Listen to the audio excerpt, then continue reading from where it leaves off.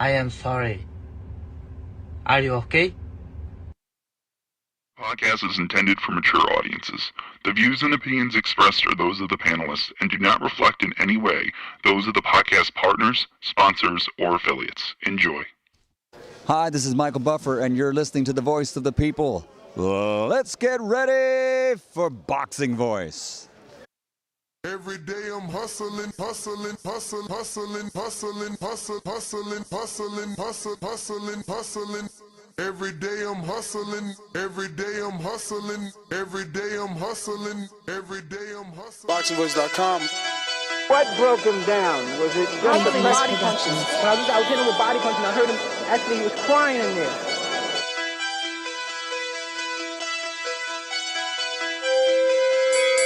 You were saying that Biggs was crying when you hit him? Yes. When did that happen? And perhaps the fourth round on? BoxingVoice.com. So that you knew you had him by that time. Absolutely, but I knew he was tough and taking those punches. Beyonce Productions.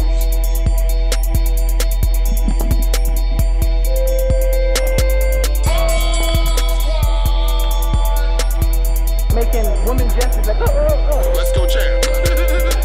It's the champ. Shannon the champ. With the fake champ. Vitaly Vitamin Klitschko. BoxingVoice.com. I'ma treat him like he's a C-plus fighter. I'ma dominate, I'ma dog this fighter. I'm talking about punishment. We're gonna punish you for 12 rounds. Either the referee says you had enough, or you can say you had enough, or you can stay your ass there all night until you ain't had enough. I feel I'm the best in the sport, and to be the best, you got to beat the best. And all I did was beat opponents. I worked my way from the bottom to the top. I won a title by beating top competition and top fighters. This guy was hands on title, he's a paper champion. Do you feel that you're the best super middleweight right now? 100%. Let's go, champ.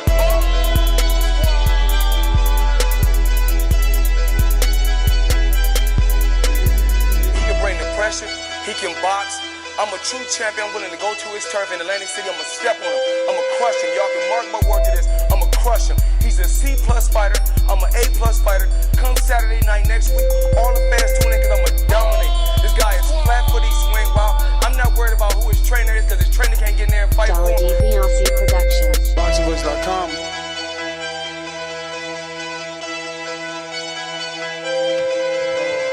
BoxingVoice.com.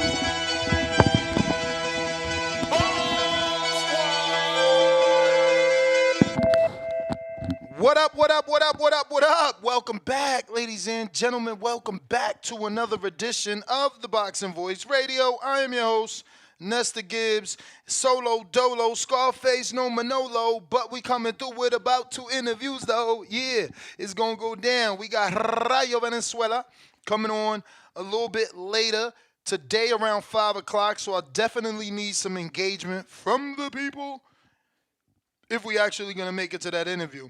We also got Angelo Leo today at 4:30.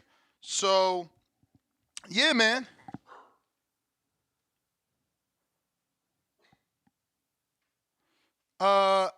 Let's have a good show. We're here to discuss the newly announced top rank card headlined by none other than Teofimo Lopez. The Showman returns. That's the card. That's the name of this card. The Showman returns. And obviously, the greatest show on earth is Teofimo Lopez. Because the theme of this fight is like, you know, the circus, right? They got the elephants and the lions and the, you know, half-naked women and, you know, people flying through the air. Because it's the greatest show on earth. It's the Ringling Brothers, Barlin and Barley Circus, whatever the hell it was called, right? And then they got Teo dressed in that manner, right? Like the jacket he's wearing is like, you know, the whole, you know, I don't even know what that jacket's called. You know what I'm talking about. We're going to be screen sharing that in a minute. You know, at the 4 o'clock show, we starting off in the smoke room. Shout out to Hardin. I couldn't do it without you. Salute. If you are in Las Vegas, don't forget to stop over at Desert Inn Road and holla at Hardin. So We are going to have former world champ Angelo Leo on. He has now got a pro box deal. We're also going to have Rayo Venezuela on. And we're going to obviously discuss this entire card, right? Because not only is it Teofimo Lopez taking on Jamaine Ortiz, my Dominican brethren, but on this ESPN and Top Rank card, co-main event, you got the return of Keyshawn Davis. And, you know, I've always been a fan of Keyshawn. We actually awarded him Prospect of the Year here for 2022. And, you know, I became even more of a fan when, you know, we realized that he smoked weed and that he took a stance, you know, on that. Instead of, you know, getting afraid and, like, saying, oh, I didn't smoke. Like, he embraced marijuana. So I'm a bigger fan because of it. No lie. So definitely happy to see Keyshawn back. Happy that they got him fighting right here in Las Vegas, where guess what? Hardin runs shit. So he all good over here. They don't fuck around. He gets to fight a two-time former world champ, Jose Pedraza, probably the last best Puerto Rican we have, not named Amanda Serrano, right? Like, male Puerto Rican, he's probably the most accomplished and the last greatest. Jose Pedraza is also a common opponent with Tank Davis. It's Tank's first ever title shot. Truth be told, arguably he's three-time. He was the IBO champ. I used to interview Pedraza so much when he was the IBO champ. I wonder if he still got the same number. Also, we got the return of Emiliano Vargas, El General, son of a legend, Vegas resident. So makes sense to have him on a Vegas card. Perfect for Top Rank. Then they're also bringing Charlie Sheehy. He's on this card. Remember, this is Thursday, February 8th at the Michelob Ultra Arena on Top Rank and ESPN. But decent little card here, man, that they have put together. Not mad at it at all. You know, Keyshawn gets his step up with a former world champ. You get Jamaine Ortiz that gets an opportunity, you know, where a lot of people thought, hey, maybe Jamaine got, you know, jobbed in the Loma fight. Now he gets a title shot opportunity. Now, some may not be happy that he's getting a title shot opportunity because some people may believe his last performance, he didn't look too good. But he did definitely got the win. You know, there wasn't any question of who got the win. But Lopez, Ortiz, and Davis Pedraza will be broadcast live on ESPN and ESPN Deportes, as well as ESPN Plus. And that's going to be at 10:30 p.m. Eastern time, which is crazy. But that's the doubleheader, right? And that's going to be on the main channel. But we all know that we'll get the streams where we're going to get to see, you know, the likes of Emiliano and Abdullah Mason and a few others. Thomas Ornelius is going to be taking on Emiliano Vargas. Then you got Abdullah Mason, who's going to be taking on Benjamin Grimmon. And that's going to be an 8-rounder. Uh-oh, they heard me. They heard me. They fucking heard me. They fucking heard me. They starting the year off right because Ness made it right. That's right. Hey, yo, shout out to Ness. You know, he made a big fuss about them 7 straight motherfucking 6-rounders, and they said, it's time to step it up. So he's going to be taking on an undefeated 8-0. 3 draws, though. 8-0, 3 draws, 5 KOs. Benjamin Grimmon. And that's his first scheduled 8-rounder. Mason, hopefully looking to capitalize off a good 2023. My man went 5-0. You feel me? Now he steps it up to them 8-rounders. Where all my Mason fans at? Yeah, they heard me. Okay, we got the return of Javier Milwaukee May Martinez. He's 9-0 1 draw, 3 KOs, and he's going to be taking on Raul Solomon, 12-2 and 10 KOs in an 8-round fight as well. Obviously, former Team USA amateur standout Charlie Sheehy, 8-0, 5 KOs. He's going to be stepping up to the 8 rounds for the first time as well. Let's go, Charlie. And he'll be taking on Jesus Vasquez Jr. Actually, no, that's who he just beat. I don't think they found an opponent for him. But we also got unbeaten lightweight prospect Alan Kid Kansas Garcia, 10-0, 8 KOs, and he's a little power punching guy from Kansas City. We're going to be seeing him in action in a 6-rounder. Also, former national amateur champion Art Barrera Jr., 2-0, 2 KOs, returns to the ring in a 4-round junior middleweight fight. And that is your Jamaine Ortiz and Teofimo Lopez card, or should I say Teofimo Lopez, Jamaine Ortiz. In about 15 minutes, we'll get Angelo Leo. And we can also open up the phone lines, take some calls for anybody that wants to give, their early previews and predictions, or just your early thoughts on the card overall and what top rankers have been able to put together for Teofimo Lopez. Remember that this is going to be on the Super Bowl weekend, I'm pretty sure, right? So, I don't know. I kind of needed Danny just left.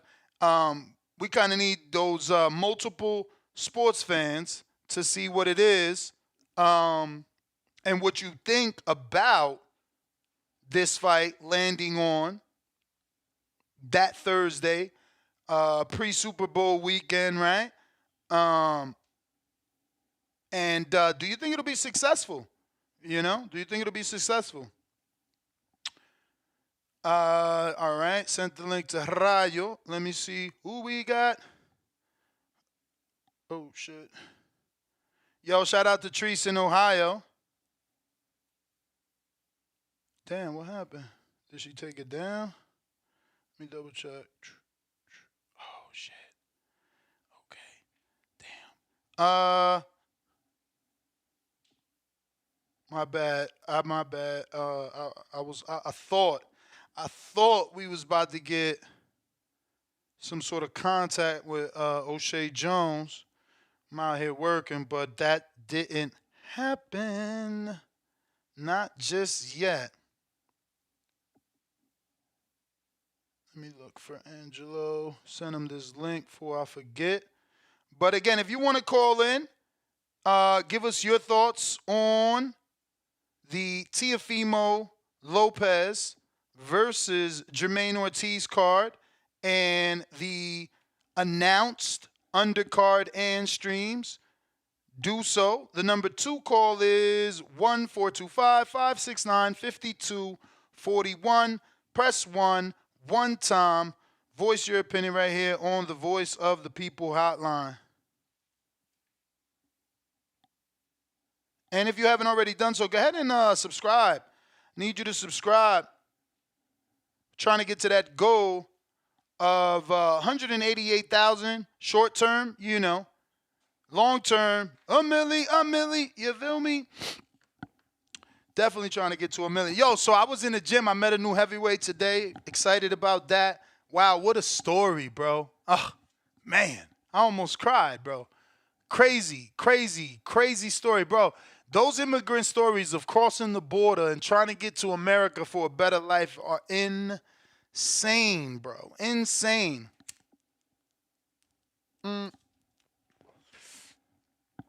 This heavyweight's already had a rough start in this sport because this sport is it's not gentle and it'll run all over you, man. It'll run all over you. Believe it or not, this heavyweight was brought over here by Luis Ortiz, bro. And he was training out there in Miami with Luis. And Luis's trainer. I mean, he bounced around, bro. This dude spent a year and a half in Nicaragua, bro. met Chocolatico's dad. Such a crazy story, man. Hopefully, he can hone all that in, focus that energy into that 1-2, man, and pay motherfuckers back with success. Because, man, I mean, anything you could think of while trying to motherfucking cross a border from Cuba to Nicaragua to Mexico to America, my man encountered. Crazy. 6'8", too. 6'8". I didn't get to see him spar, though. Tomorrow's sparring day, but he's not there, he's going to be flying out to Miami, so I'll keep you guys updated for sure. I love heavyweights. I seen my boy Skyler, too, in the gym. Got some footage of him. Checking in on him, seeing if he working, Never know when them offers come, man. You got to stay busy. Got to stay active. Sent the message to Tio, too. Tio, I'm told he's scheduled for tonight. And I'm hoping I'll get allowed in that motherfucker. I'm not a night person. I might end up falling asleep because he is late night. They saying anywhere from 9 to 1, which is crazy. But, yeah, he's starting camp. Well, he started yesterday.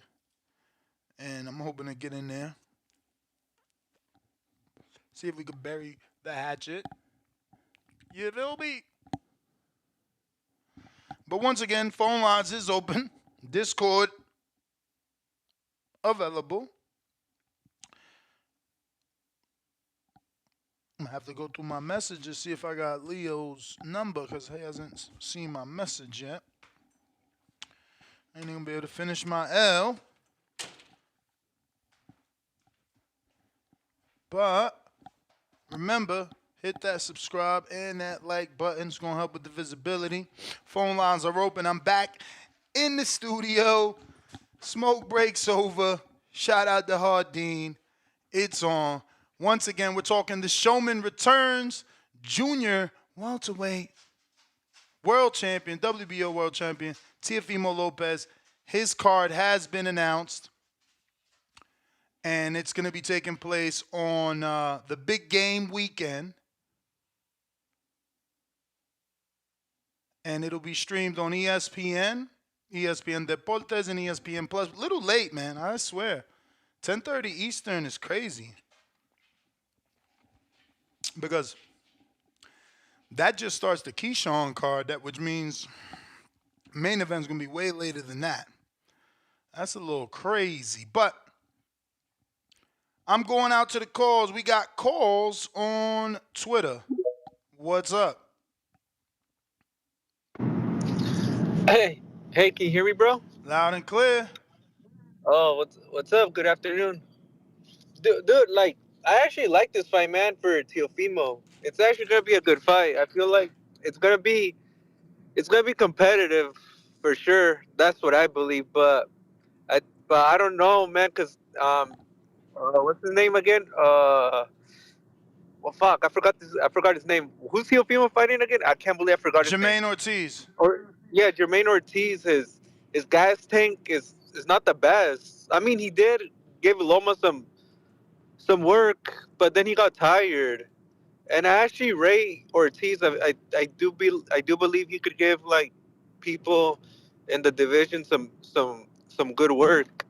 And also, I like the fight for Keyshawn Pedraza. That's a really good step up, man. He's a former champ too, so that's a really good step up. And Emiliano, he's gonna be in the car as well, isn't he? Yes, Emiliano's on the card as well. Oh, that's really good. And also Abdullah Mason, he's gonna be in the card as well. Right? He's stepping up. He's getting his first 8-round bout. Oh, that's dope, man. Because Abdullah and Vargas, they're definitely gonna be the future, man. And the day they fight, it's gonna be a good fight. But it's a really good title defense for Teofimo, man. Like because I actually rate Jamaine Ortiz, And if he beats Ortiz, since he's training with like Devin or Bill Haney, like train him, like I mean that could be a story added to the story, man. Like Teofimo could be like, yo guys, like I just beat Devin's homie, so that could like be another like a really good build up to the fight. But yeah, man, like that's all I had to say for now, and it feels like pretty weird, I guess, or pretty cool to be the first caller, but thanks, Ness. All right, all right. Well, we got our first cancellation of the day. Rayo says something came up, so could do it tomorrow. I let him know. No worries.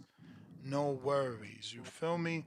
But phone lines are open if you want to call in. Discord is available. Landline as well. We're going out to Discord. J Billy, what it do?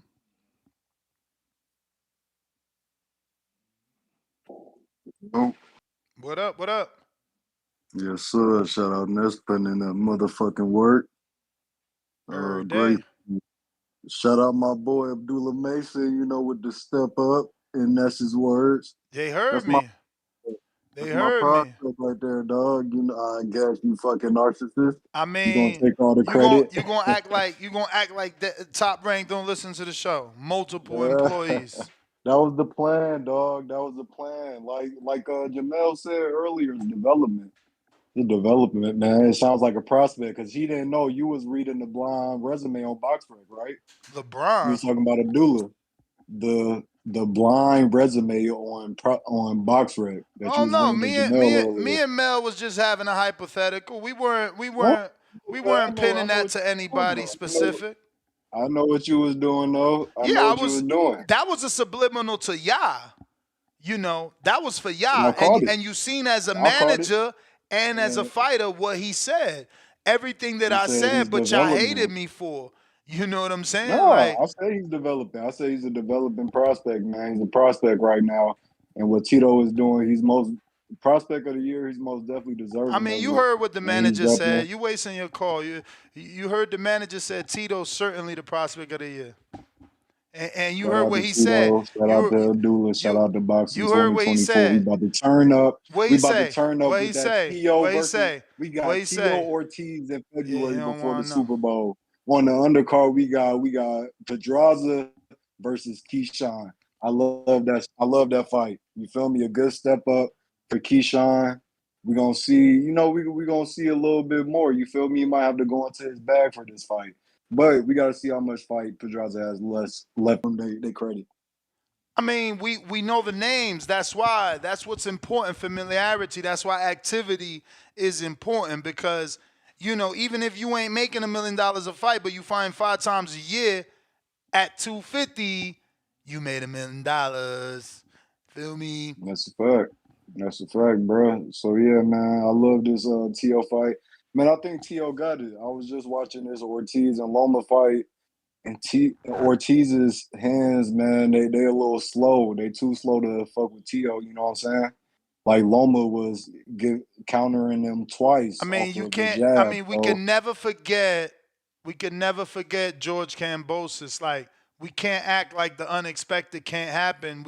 You just never know that's till right. fights happen. Like Tio's the favorite. He's expected to win, but look at what happened with Wilder, right? Like this game is it's tricky.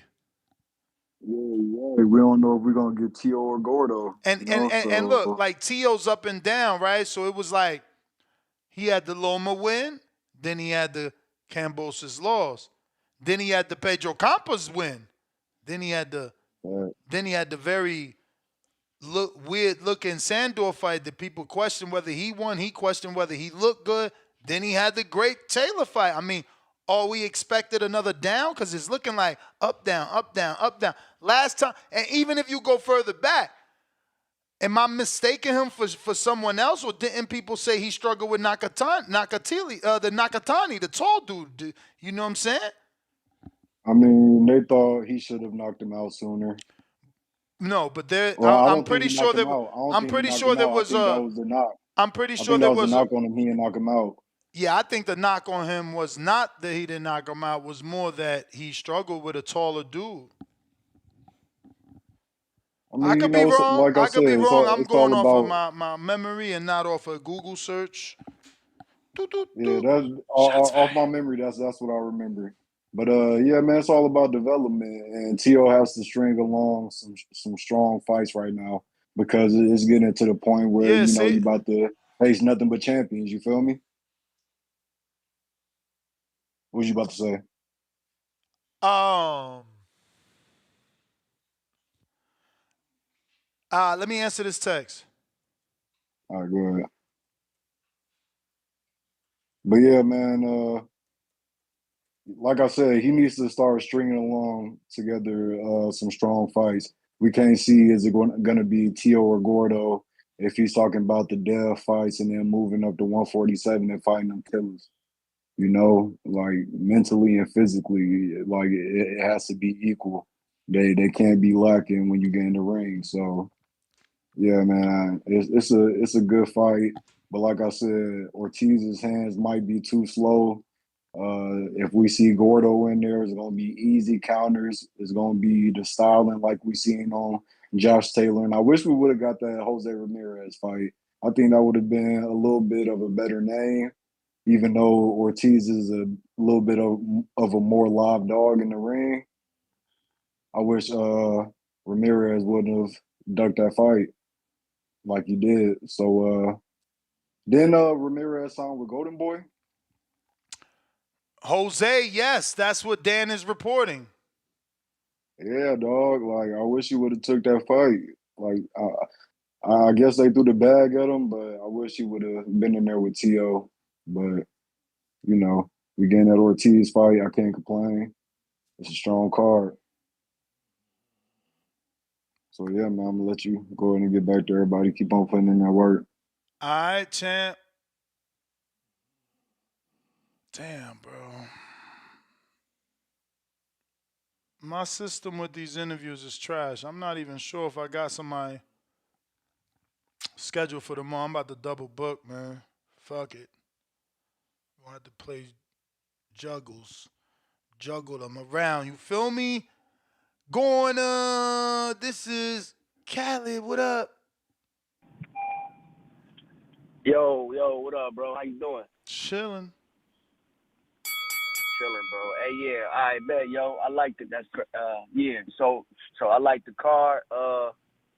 Man, I think T.O. should get the win. I mean, he the favorite, but I think Jamaine Ortiz is like a live dog in the fight.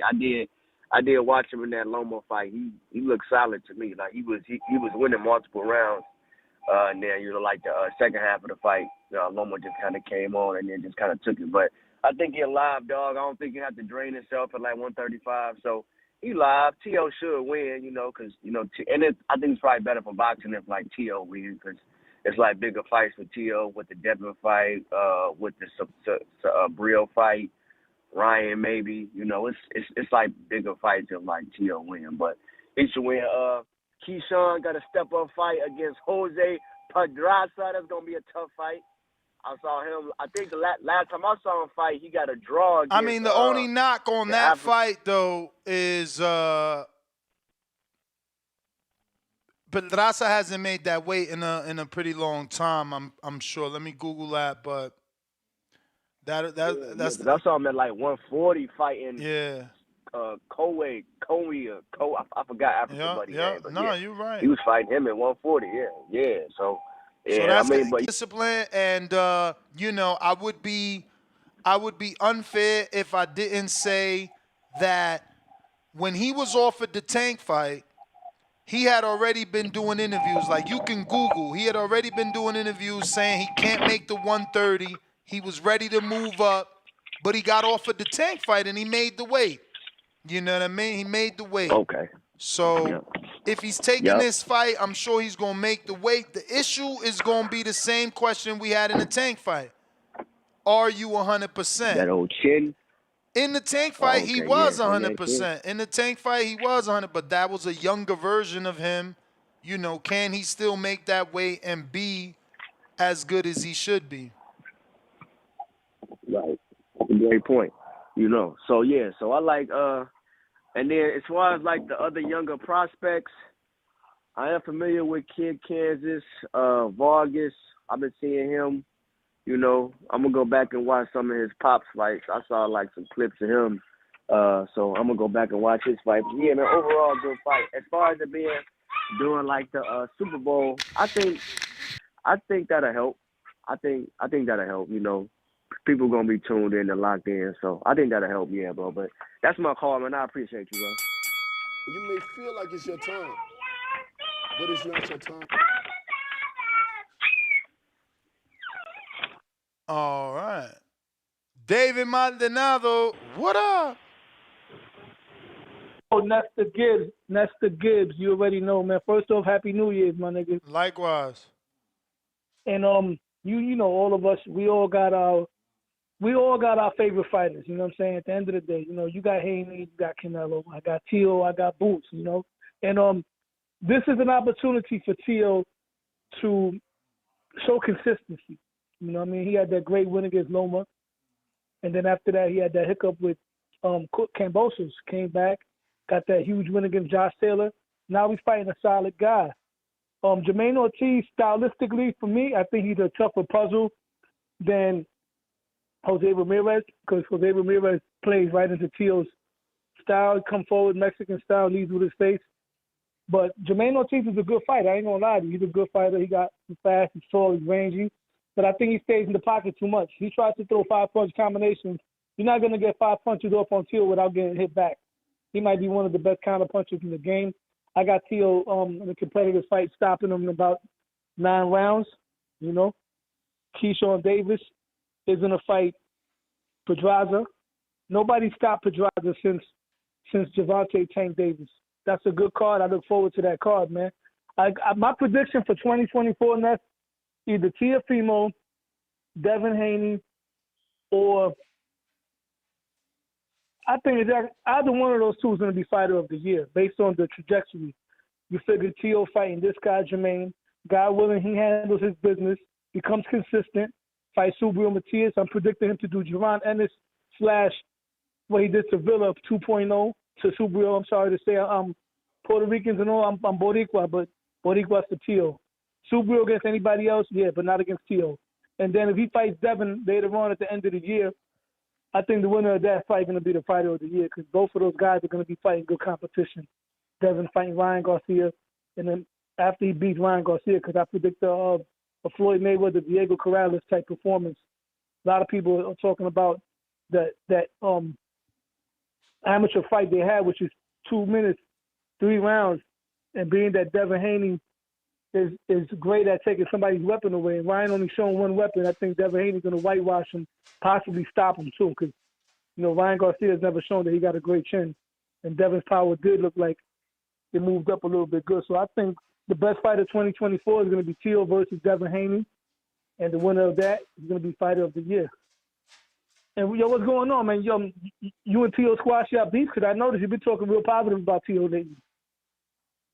I mean, I gave him another chance after I seen he sent Matias an offer.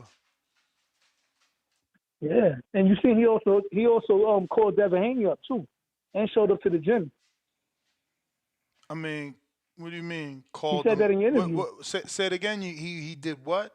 When you interviewed Devin Haney, right? Devin Haney confirmed to you that Tio called him up on the phone. Yeah, and said, are you gonna finish what Devin said, or you just gonna pick the nice parts? No. Devin was, Devin is cocky. Devin was like, "Oh, I'm a boss. I'm a boss." No, Tio was not drunk. No, he said Tio was drunk, and he kept telling him, he ain't want to talk to him because he was drunk. I mean, go listen Tio to wasn't it. drunk, man. He don't drink. I'm just saying, he called him drunk. I know. Yeah, that's just talk, man. But Tio's basically trying to make these fights happen at the end of the day. And I think those are the first two guys out of the – I'm not even going to call them four kings no more, because these dudes ain't fighting each other like that. I'm going to just say the young superstars, they're going to be the first two that's actually going to fight each other.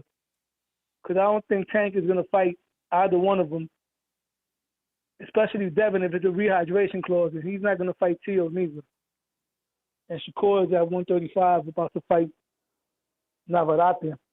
I'd rather see Shakur rematch De Los Santos instead, but yeah, I'm gonna try to pull up to that fight February 8th. What, out I here? gotta show For out, real? man. Yeah, God willing, I'm gonna try to go out there, man. Yeah, I'm talking to a few Wow, people. he whatever, bringing you to know. Vegas, all the way to Vegas for fucking Jamaine Ortiz. That's what's up. Jamaine Ortiz is. Let me tell you something. Outside of Lomachenko, this is stylistically. I'm not talking about accolades. Stylistically, Jamaine Ortiz might be probably the third, or I would say fourth toughest guy he fought. Be between Lomachenko, Josh Taylor, and Sandor Martin, because Sandor Martin is putting dudes in the dirt right now too. So I think that Jamaine Ortiz is a good opponent, bro. Jamaine Ortiz is better than everybody that Tank Davis fought. As far as his style, his athleticism, he has the athleticism of a slick black fighter. Tank hasn't fought that. Jamaine Ortiz arguably beat Lomachenko. So this is definitely not a fight that Teofimo got to overlook. You know what I mean? He got to go in there and take this guy seriously. If he goes in there and takes him seriously, I see him stopping him inside 9 rounds, bro. 9 rounds. I don't care who's in his corner. Ah, shots fired at my boy Billy Bill on the really real. Billy Bill. Yeah. You a hater. In the words of Billy Bill, in the words of Billy Bill, we give Jamaine Ortiz his props. He's a bad motor scooter, man. He's a bad motor scooter, but we're going to break the brakes. Beat the brakes on that scooter, man. Oh, yeah? Yeah, man. That's my core, bro. All right, champ. Appreciate you. We going out to Days, Wagwan.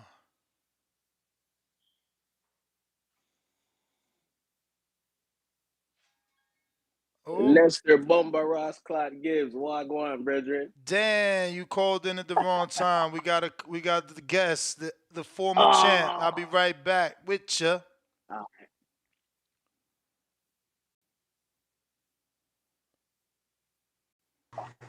Champ, what's going on? Angelo Leo, thank you for joining us. How are you? What's going on, Nestor? Thank you for having me.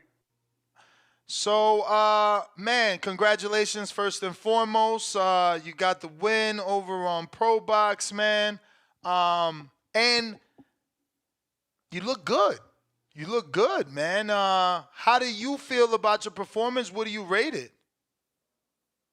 No, I feel real good. It was a long time coming back to the ring. I needed that, and I'm coming with a new vigor, and I was just excited to be back in the ring and show everyone my newfound skills and everything that I worked on in those 2 years. Now, newfound skills, what changed? Was it just the time off and honing in on the craft, or did you switch trainers? What does newfound skills mean to you? Yeah, just basically refining the skills I already had, working on some things that I seen in my last few fights that I needed to work on. As far as my balance, as far as my punching power, my explosiveness, and all that. I also added a little bit more strength and conditioning to my training, as well as just a newfound vigor, newfound hunger. So I hear that you had some offers on the table before deciding to take that Pro Box fight. And it looks like things worked out for you because you came up with the big win. You got a new strap. Mm-hmm. So now whatever offers may or may not have came certainly have to change now because you're higher ranked. Do you feel you made the correct decision? I believe so. I think, I had a talk with my team, talk with my dad, my other trainer from New Mexico. We all discussed this, and we thought Pro Box would be the right move. I feel like they're a little bit more independent. They would focus a little bit more on me as far as other promoters, whereas they have a lot of other fighters where they have to focus on. Pro Box is, it's a smaller company, and they would focus more time to me, and that's exactly what I needed, and it paid off. I think when I last checked, I'm ranked number 13th by the WBA, and or ninth. My friend told me number 9 the other day. So, it paid off. I'm ranked top 10 in the world right now with WBA. So, it's looking bright for our future with pro box and all that. And now you're right back. You already have a date. How good does it feel to have a return date so quickly?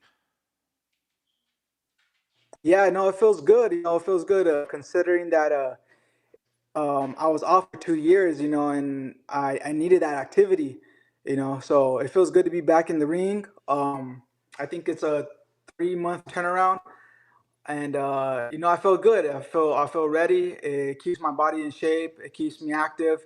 It keeps the hunger going, and that's exactly what I needed. Now, are you still here in Vegas? Yeah, I'm still in Vegas. Fight Capital is the gym I train out of. Oh, okay, that's why. Because I know I used to run into you a lot over at Bones Gym, and haven't Yeah. seen you there or at Top Rank. So you even your sparring you're doing at Fight Capital. Actually, we've been doing sparring at Bones's. We've been doing sparring at Oh, Bones's, DLX, what Fight Club. We've been sparring everywhere, pretty much. It's just we probably haven't caught each other in the right time. all right, all right. So, what do you know about this opponent? My opponent's Mike Playa. He's from the Philippines. Um, he has fought a lot of good fighters. Such as Rais Salim. He's fought Joshua Greer, Elijah Pierce, I to think name that a few. Joshua Guerrero Um, fight is the one that put him on the map. yeah. He looked pretty good in those first few rounds. I was watching his fight the other day, and he looked pretty good those first few rounds. But we have something for him. I know he's an explosive fighter, but we got something to negate that. For sure, man. That's a pretty decent opponent um, for Pro Box. They keep stepping it up. That's actually a very good fight. Yeah, it is. Pro box, they're always throwing good fights. That's the thing about them is that, all the other fights and fighters, they have good, exciting fights. Yeah, no, that's kind of their motto, man. They want to make sure that it's a competitive fight. So Right. yeah, man, shout out to them for sure. They're doing their thing. Um, so you signed a 2-fight deal with them or 3? We signed I think a multi-fight deal, Okay. or actually multi-year deal. You said year or fight? Multi-year. Okay. So you're gonna be active for a while because they have shows pretty much twice every month. Yeah, something like that every other week. I think they throw shows Yeah, out there in yeah. Florida. So how's the dynamic with you and your dad? It's going good. It's going good. It's everything's working out. I know. He's always on me. Um, he's real hard nosed on me. So, but, as I got older, I've learned to, just listen to him more. I know he's got the best interest for me. So everything's going good with my dad. My other trainer as well. Everything's going a lot more smoother as it was back then. But yeah, we're just all on the same page now. What would you say the main reason was for your inactivity, that 2-year layoff? Did you wait a contract out? Like what was going on? Yeah, just we were with, made the promotions for a while, and they had told me that they were gonna give me a fight, and I was gonna be fighting here pretty soon, but the date never showed up, so they just I was just kind of there, just training and training and training, and as far as time went, it just kind of dwindled, and the hourglass kind of it just went down. So we got out of that contract, and then we started looking around, looking for different promoters, and that took a while. That took a few months, and we found Pro Box, and that's how we got in. That's how I got my first fight with Pro Box. Is just that we were looking around. One of the trainers mentioned pro box to us, and then we decided to go with because they looked like they were interested in us, and they're a little bit more going to focus on me and my career. Got a couple questions here from the people. Rocky Rodriguez in Florida says, Champ, you've been in the ring with tough competition. What fight do you feel that you've learned the most from? What were some of those lessons? Ooh, that's a good question. The most I learned from was probably the Alameda fight.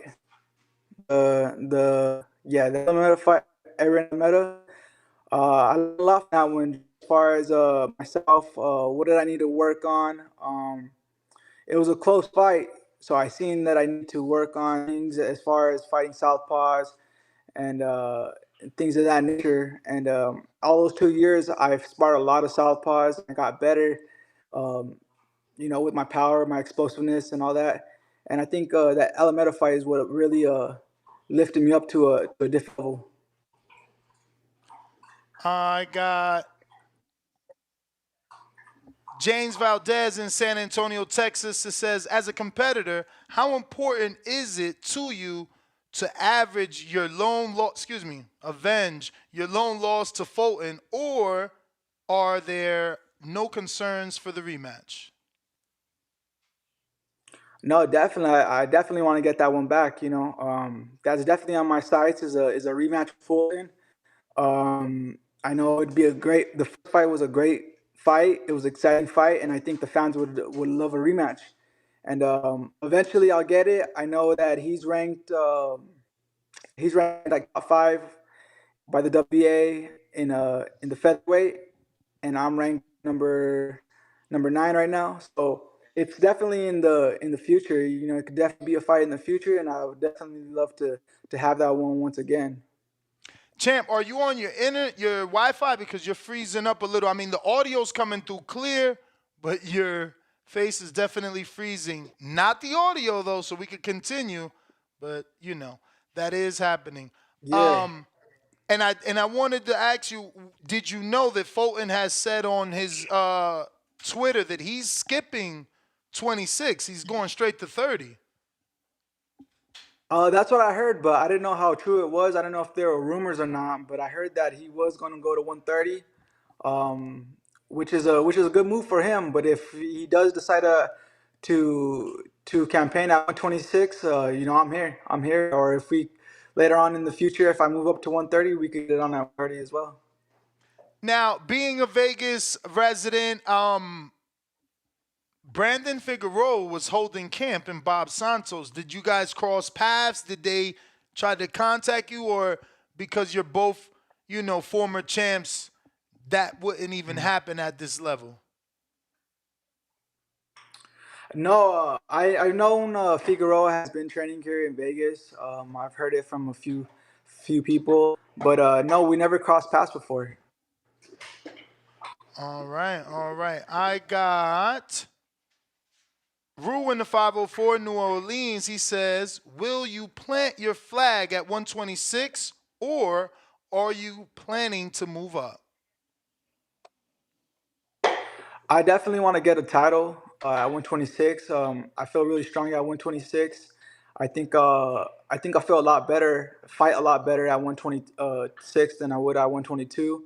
So I'm gonna stay at 126 for a few fights. Try to get as much straps as possible, and then eventually move up to 130. But for now, I'm liking 126, and I'm liking the way I'm performing at 126. New York Bullet, what's up, champ?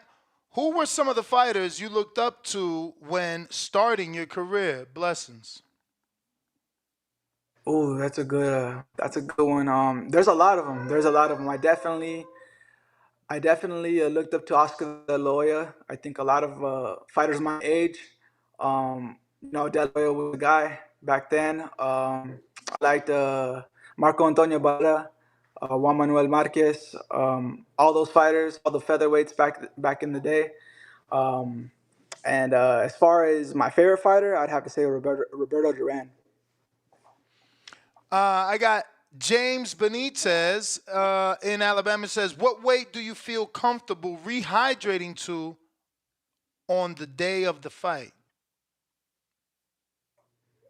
I usually I usually rehydrate around 12, 12 to 14 pounds after the weigh-in. So yeah, I'm around 30, 37, 38. I know it's a completely different weight class, but was it shocking to you to hear that Devin gained 25 pounds when fighting Regis from 140 to 125 fight night? I mean, excuse me, 140 to Yeah, 165 fight night. yeah, that's crazy. I heard about that and I was like, 20 some pounds. That's crazy. I never heard of that before. Yeah, I know you guys have, again, shared the Bones gym before. So 20 pounds is unheard of in any division? Because I don't know if you remember, Julio Cesar Chavez certainly was weighing 22 pounds. Like he would weigh in for 160, middleweight division, and then put on 22 Mhm. pounds. Yeah, yeah, that's crazy. Also, there's another fight back in like the 90s that was, I think it was Arturo Gotti. He fought this one fighter, but he came in like really heavy, and he ended up putting in a coma or something like that. I forget Yeah, how it's it was, funny. but yeah, Someone brought that situation up. Not specifically, but Arturo certainly was brought up during the weight conversation earlier today on our previous show. yeah, But it I might have been that fight then.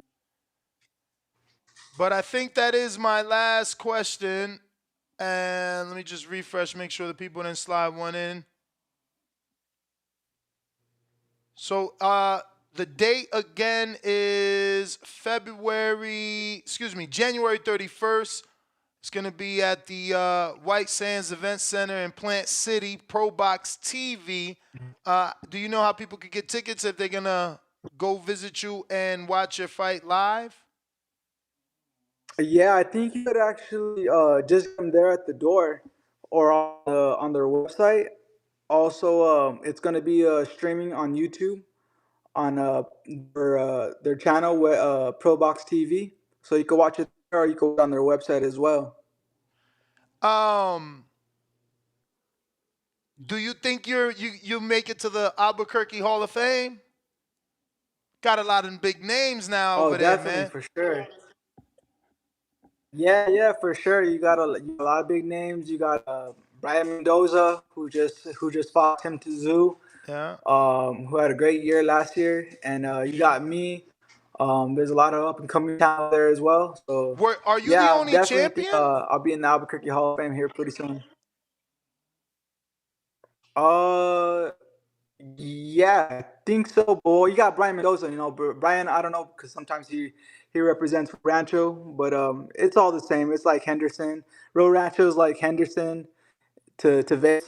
So you know, it's we all represent New Mexico. So Yeah, because I know Munoz, but he wasn't. I don't. He never won a world title, right? yeah, no, Munoz. He never won a world title. He fought a lot of good fighters though. That's Yeah, what I know. no, He's always ready to fight. for sure, I've for I've sure. actually sparred Hector Munoz. Who hasn't, right? You know what I mean? That guy, he's a staple in the Right. boxing, bro.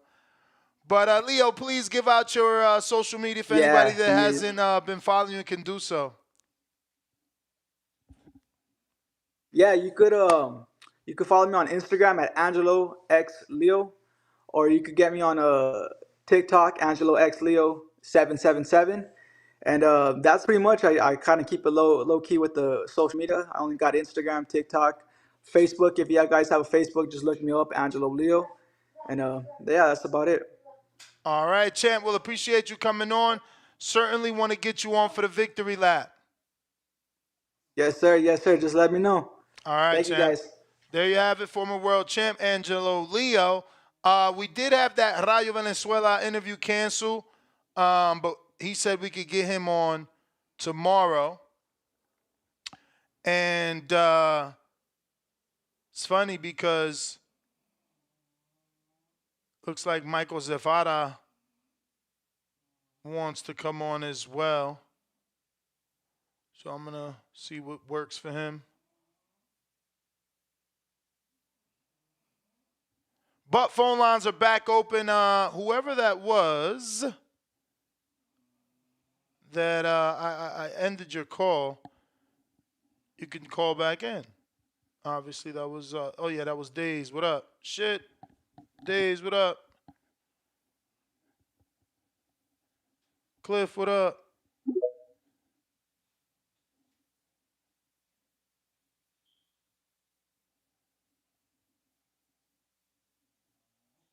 Cliff, what up?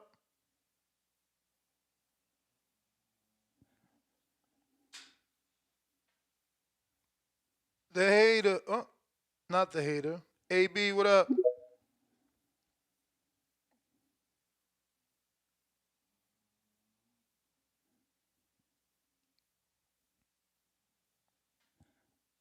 AB? What the hell? Cliff, what up?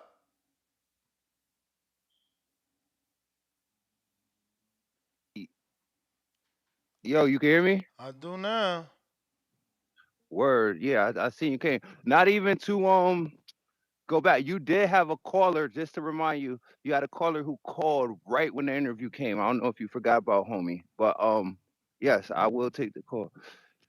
Yo, we talking about the card.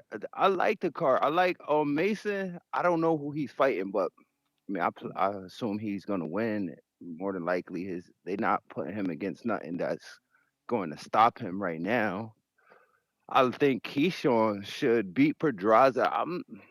I feel like he should beat him pretty soundly. Like I'm not really worried about it. Definitely will parlay that. And then Tio, that's the fight. Tio and Jermaine. I gotta ask you because I like Jermaine a lot, but like, and then people talking about Jermaine, maybe he be tired and stuff. He don't have the best gas tank, but he was draining himself, so he should have more gas at 140, right? Yeah. And he's coming to camp early, right? When's that fight? February 8th? He gets here on the Yeah. 20th. So he's doing pre-camp over there. He getting the altitude early. He get here the 20th. I guess that ain't too early. That's only what, like 2 weeks? 3 weeks almost? Ain't that early, But I he get guess. 5 pounds. He get it's not that crazy, but he get 5 pounds. He should be felt a lot better. But I wasn't overly impressed with him in that last fight. He fought the dude Devin's last knockout, and he wasn't really like a world beater versus this But dude. that was a Like catch he beat weight. him. That was a catch weight. Like, you know what I'm saying? It could have been the weight So holding he him should back. have beat him. Nah, if it's a catch weight, then that means it was over 135 then, right? Yeah, So but that's what I'm that should saying. actually work against him.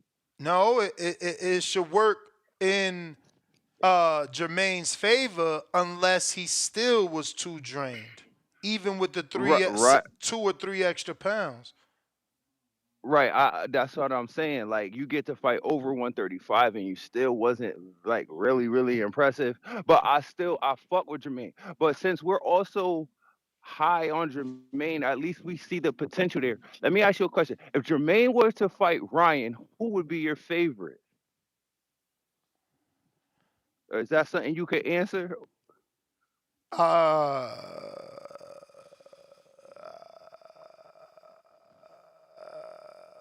it would have to be Ryan. Okay, but it's close because you had to really think about it. So, all right, so you're a believer in him as well. I feel like Tio got to stop him at the level that we put Tio on. If he don't stop him, he gotta really win it like 8-4 minimum. If it's a close fight, that's not good for Tio. And this is a great for Devin. This is great homework because Jermaine fights a little bit like Devin. He's a boxer first, and Devin's gonna learn a lot from this. He's gonna be able to see exactly what Tio likes and don't like when he's fighting this type of style. Tio got to demolish him if Tio is who we say he is. And the way Tio beats Jermaine or loses to Jermaine, the way he looks in this fight is gonna tell me what I need to know when he does if he does fight Devin. I expect him to beat Jermaine, But I feel like you never know what Teal you're gonna get. Teal, you come into this fight half-ass, you could lose. So I expect him to take it seriously because Jermaine got 5 pounds. He could rehydrate just like Devin did.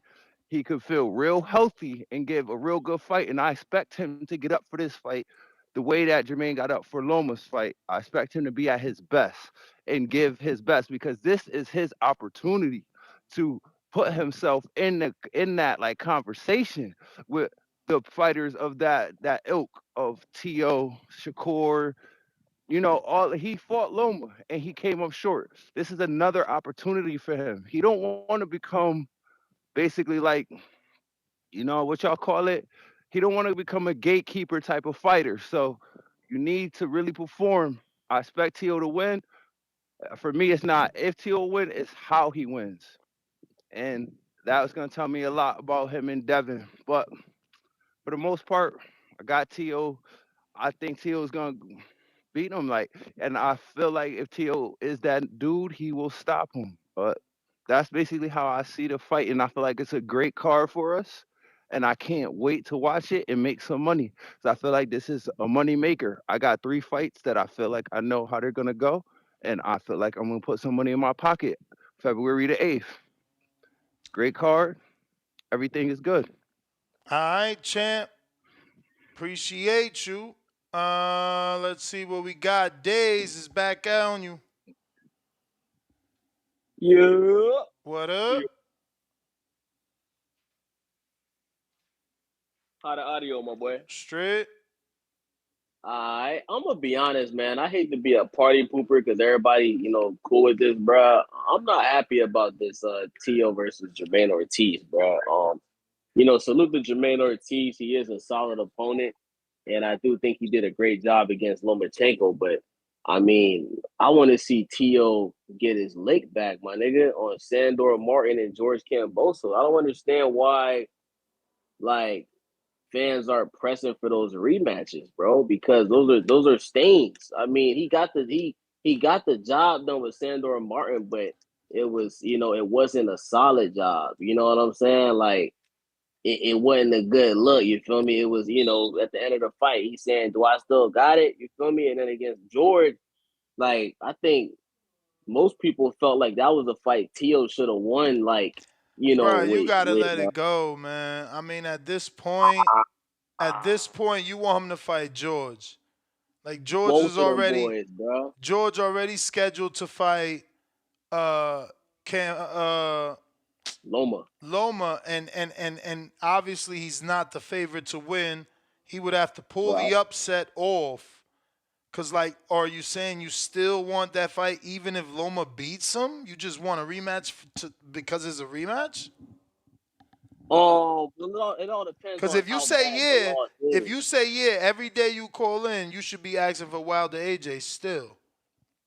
I still want to see that. But like what you just said, it all depends on how George looks against Loma. If he pulls off the upset, then we definitely got to get that rematch with him and Teal. But even if he loses, right, and it's a close loss, like if it's like how Devin and Loma was, then yeah, I don't got a problem seeing Teal fight George again, bro. Because like I said, like those are 2 fights that most people feel like he should have won in a better fashion.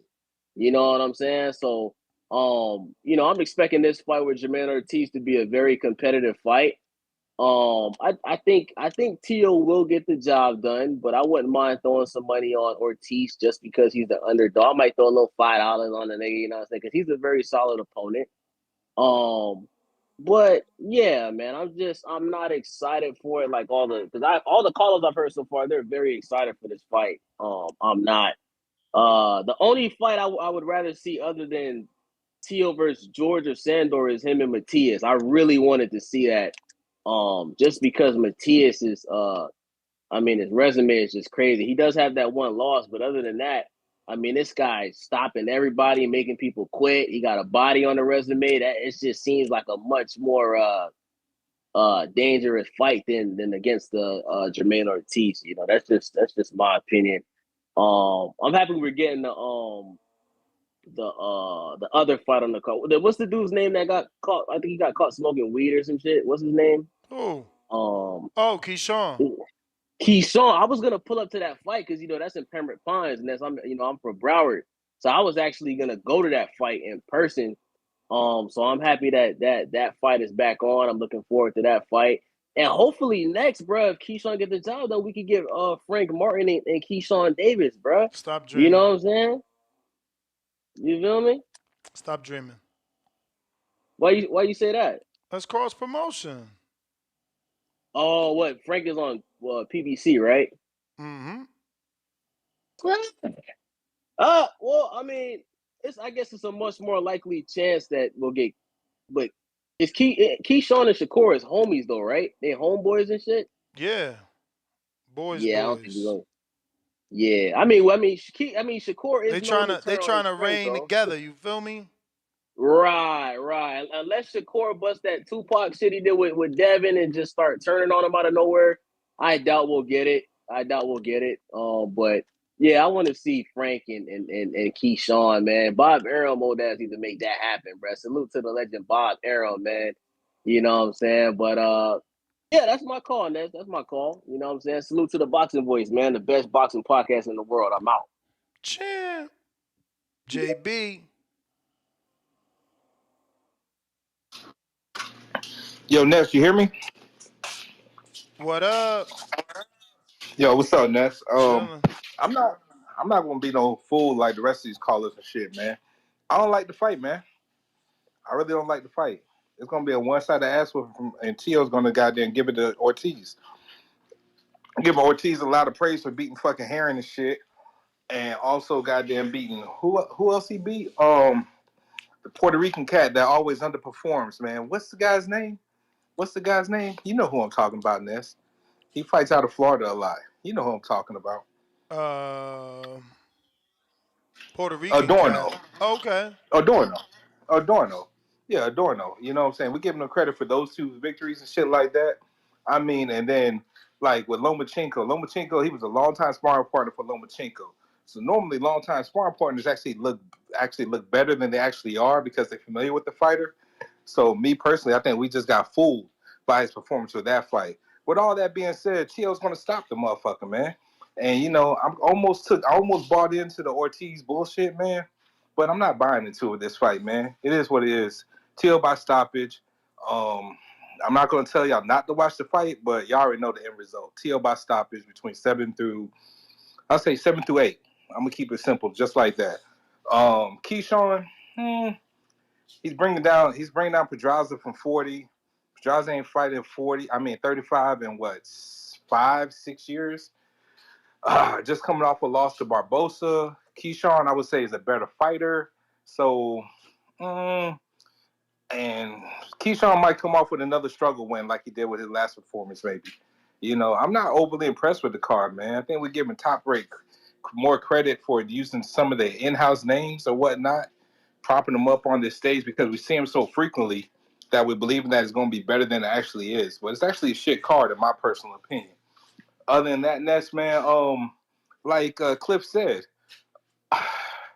you don't have Ortiz favored to beat Ryan Garcia. You probably don't have Ortiz favored against to beat Eastside Cruz. You don't have Ortiz favored to beat Williams Zepeda. You probably don't have Ortiz favored to beat Richardson Hitchens. You probably don't have Ortiz favored to beat even Arnold Barbosa. Am I correct? I don't know what you're talking about. I'm just saying, man. Do you have Jamaine Ortiz favored? I have Ortiz being plenty of people on that list. You crazy shit. I don't think he beats none of them motherfuckers, man. Because I really think I think he's a C-level fighter, in my opinion, man. And you probably like.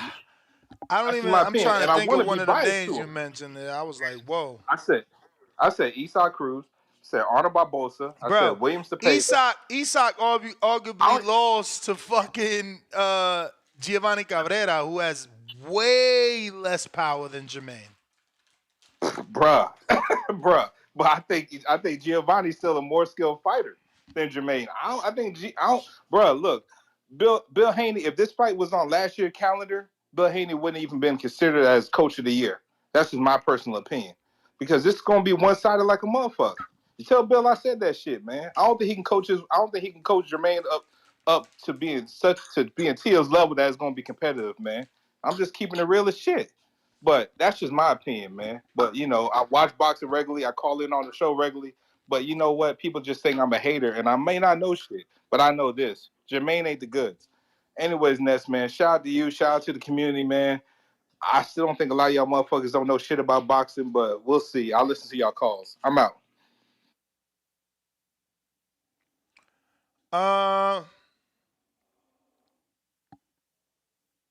Matador.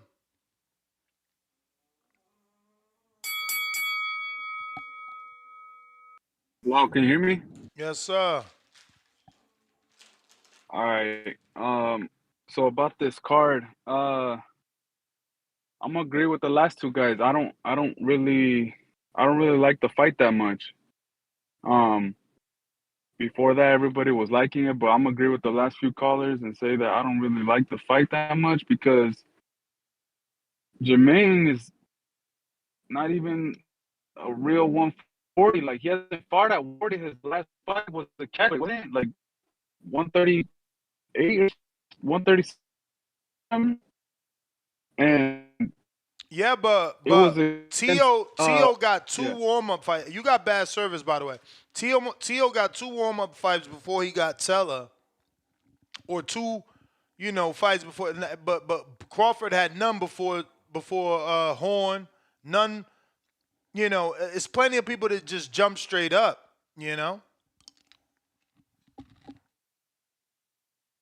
No, I know. Two battles that lost.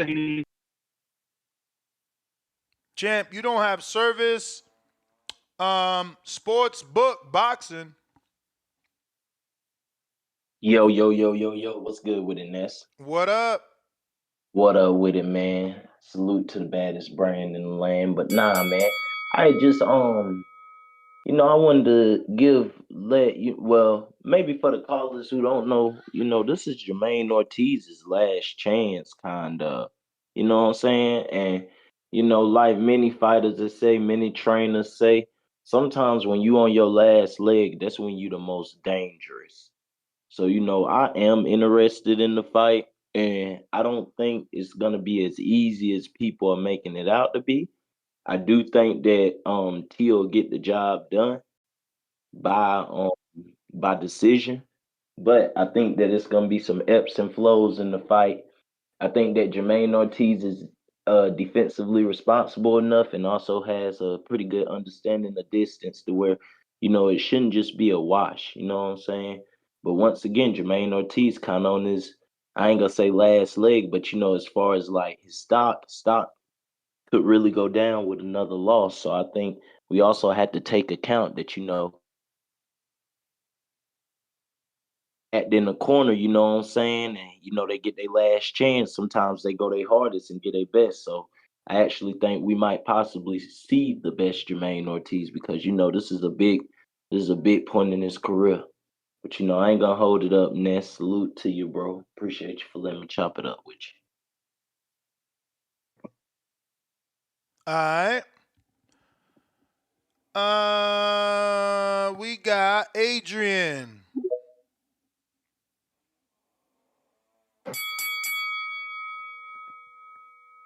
Hey, what's up, Ness? You already know. It's inevitable.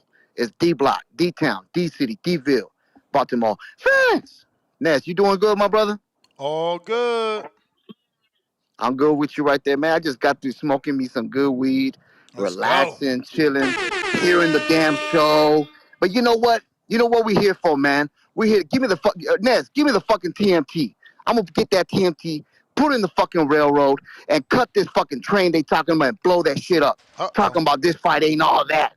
This fight, it ain't shit. It ain't nothing.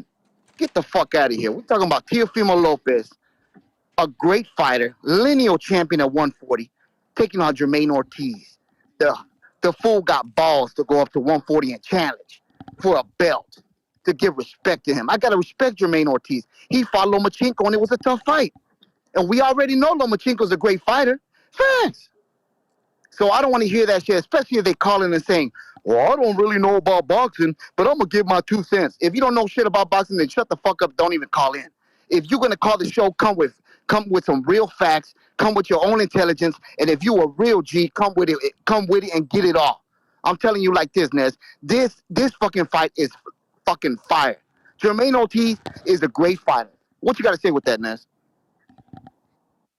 I'm with you, man. I think it's a good fight. I think a good style matchup. Jermaine got good legs. You know, last person with legs that Tio fought was Loma. Loma's just slow starter. You Yep. know, excuse me, Ortiz, you know, he fought Loma too. You know what I mean? So he knows kind of how good he did and how good Tio did. And obviously Tio got the win, but, you know, I just think that there's some parallels there. You know what I mean? And Jermaine's a Yeah. big guy. I'm going to let you know like this, Nez. Anybody that stepped in the ring, not everybody, it's only elite fighters that step in, and after they fight Lomachenko, they're better than that. Now, we can say Teofimo had a hiccup when he fought Cambosos. It is what it is. It's boxing. That's why we love to see it, because we don't know what the fuck's going to happen at the end of the day. So that's why this fight is a great fight. No matter what you say, the kid is coming up. Not even Tank Davis wants to come to 140 for a reason. Okay? He don't want to fight the real killers. Facts. And I want to tell you like this, Nez. Do you know anything about Calvin Ford being arrested in Las Vegas? Because you there in Vegas. Did you got any reporting on that? Nah, I didn't know that he got arrested, but I did see the reports that he got arrested in Maryland and he's being awaiting transfer to some assault charges in Las Vegas. But I feel bad. I didn't I see feel any bad right original now. reports. I'm gonna let it go like this, Nez. I appreciate it, and I hope Calvin Ford's okay. D Block, D Town, D City, D Ville, Baltimore, stand up. Yeah, I mean, there had been rumors that he went to jail for about a week, and obviously the Rise podcast had been answering those rumors. So that's the official report. Rob in Vegas. Damn, they done got Calvin for a free Calvin, Mr. Lee, my youngin' alone himself. That's crazy. Free my dog, man. You know, we don't wish that on nobody. You know what I'm saying? We you know what I'm saying? We want him free. We want him on the bricks. We want him training Tank and getting him ready for whatever bum he about to fight next. Anyways, damn, I hate to sound like a broken record, but I don't think I really like to fight like that, dog. It don't excite me like that. Man, Jermaine's decent, you know what I'm saying? Good opponent, but it's not the step up I wanted, man. I want to see him in there. At this point, Tio should be fighting champions, dog. Like he should be it's just I think this is what it is, bro. With the shit that these guys be popping, you would think that every fucking fight they're damn near every other fight at least they'll be fighting a fucking champion. And these dudes just keep on picking from the well of beating fighters. You know what I'm saying? Jamaine Ortiz should be somebody, maybe Keyshawn Davis should be fighting. He like that sort of gatekeeper. I know he's too big for him. Obviously, they ain't in the same weight class, but I'm just saying, like, you would think that's a young up and coming guy. We would know what status he is on if he faces Jamaine Ortiz and beats him. Once again, I understand because the people in the back be slow that he and Keyshawn Davis ain't in the same weight class. It's just an example of the type of opponent he is. That's somebody that we'd be thinking he would be facing or that type of opponent. So, man, it's not doing it for me. But the card though, you say Abdullah Mason and Fernando Vargas, Emiliano Vargas is on the undercard. Yep, Emiliano Yeah, man. Vargas. Yeah, man. Last time we seen them, you know what I'm saying? It was they put on. You feel me? I like both of those young fighters, so I'll definitely be tuning in to watch the young guys take their steps up and do their thing. I'm really starting to like Emiliano Vargas, man. His fighting style, he's a great finisher. So yeah, he looking like he next up. You feel me? So I like the work that he puts in the ring. Abdullah Mason, I gotta see him a bit more. You feel me? But I know he got like a strong jab, and he be knocking shit out too. But like you said, he's fighting 6 rounds. We don't know if the power carries over, you know what I'm saying, into the back half. So we get to see him, you know what I'm saying, get a couple more rounds in there.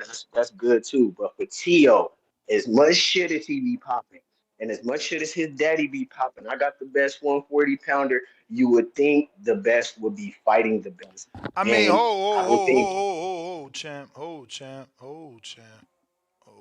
That's why they call me a flip flopper. Because when you gotta hate on Teal, you hate on Teal. But when you gotta tell the truth, you gotta tell the truth. He sent offers to Matias. Matias did not accept that. That's not nobody's fault. You know what I mean? The Ryan situation is also, just bad negotiations, right? Like he wasn't happy with whatever split or offer he was getting on his date.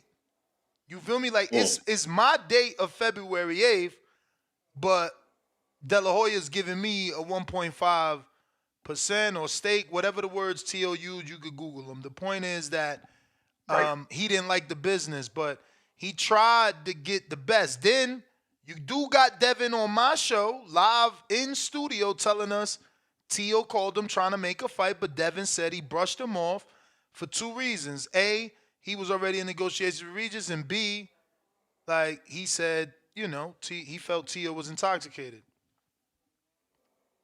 The Devin one, I'll let that Ryan shit.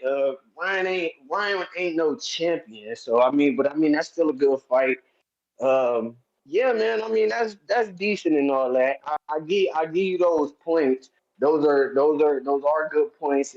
But Matias has been hollering from the rooftops every other interview now that T.O. is a coward. So clearly that injury shit. Maybe you could go back to the table.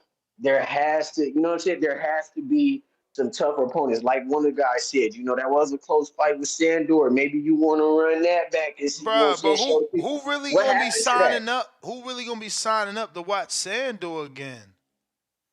T.O. Obviously the same people that's signing up to watch Jamaine, bro. We got people who like it. Hold on. Let me ask you something. Why is it okay for T.O.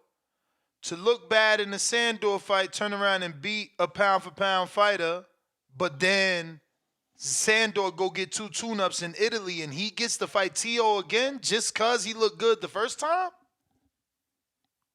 You said he went and got 2 tune-ups. He went and got it in. He went and earned his spot back, right again. But T.O. became a fucking lineal champ and the WBO champ in one shot. I became the man in the division and the fucking champion of the division. That's true. I'm not. So it gotta be both ways, champ. It gotta be both ways. Like, Sandor just can't be sitting waiting for an opportunity just because he looked good 3 fights ago. Is it sitting though? If he went and fought 2 more people, is he sitting or he did he go fight he fought 2 more dudes. times? Listen, he fought Activity dudes. matters. He fought dudes that we don't know with not records of Jamaine Ortiz. They didn't fight the level of Jamaine or the level that Jamaine even fought. So it's just not the same level. It's not, but the same thing with the Joseph Parker when he was going up against Wilder. We don't know who the fuck those guys were he was beating on. And then he went and fought Wilder. The activity is what matters. And I guess I'll give him the point to the activity. And now that you break it down with the top of the division, I feel it. I just don't think it's the best fight. The Matias offer, that's lit. Matias been on the internet since then talking real greasy, calling them a coward, telling them to step up and accept the fight again, come back to the table. That's another one. But it's I'm just saying it's not the best. I ain't saying I don't want the fight or I ain't gonna watch. It's just not the best. Like, you know what I mean? Like the way they be swinging it, you would think they'd be getting in there against these top guys. Now Ryan's obviously busy with Devin. We understand. Rolly been screaming for a fight. That's a chump with a belt. Why don't you go knock his crown off? Or is that your boy? That's your boy too much? You too good to fight Rolly?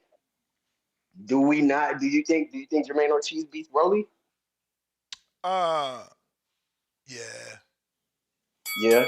Yeah. You may feel like it's your I time, go off your, I trust your words. but it's So not if your Jamaine time. Ortiz gets Rolly and you think he's as good of an opponent as that, then you know what I'm saying. That's one thing. But go get Champ, that that belt. was Go the make that belt show. bell. That was the Yep. bell. Thanks for the call. Counterpunch, JB. Yo, Ness, you hear me? Mm-hmm. Yeah, man. Hey, I was fucking with Rob, man, until he said goddamn Rolly's name. I mean, bruh, Rolly can't beat Ortiz, man. I mean, I'm just gonna keep it a buck with that. But I know two other niggas that can beat Ortiz, and they rank higher than Ortiz in the WBO. And it's a Thursday fucking night fight, man. Like, let's be for real here, man. Like, they're not. It's not going to be that expensive to get some of these fighters for real, man. Like, they could have easily got an Elvis Rodriguez or a fucking Richardson Hitchens. Would have been two better fights that we would probably rather see over fucking Whoa, goddamn. whoa, whoa, whoa, whoa, whoa, whoa, Yes, whoa. absolutely. No. Absolutely. Jermaine's been on a Yes, it higher would. level than Elvis. Elvis' But biggest. they fucking ranked higher though. So what's the point of the rankings if we ain't going to use them? I mean, they rank higher because they actually in the division. But I get you. It's the same argument I was making about Shakur fighting Navarrete, so I got to just shut up. Yeah. Yeah, I mean, come on, man. I mean, at least it makes sense for why Shakur's bringing up Navarrete. He's at least a fucking champion. Jermaine ain't never been no damn champion, you know? He's a what do we say? He's a notable loser. That's what he pretty much is. In the sense of where we actually got people that came off of extremely stellar performances, not Elvis, I mean, because we still trying to figure him out. But Hitchens, man, for what he did to fucking Zepeda, I mean, bruh, we would probably want to see if he could actually give another master class or if that's all just Zepeda just being old and falling off or whatnot.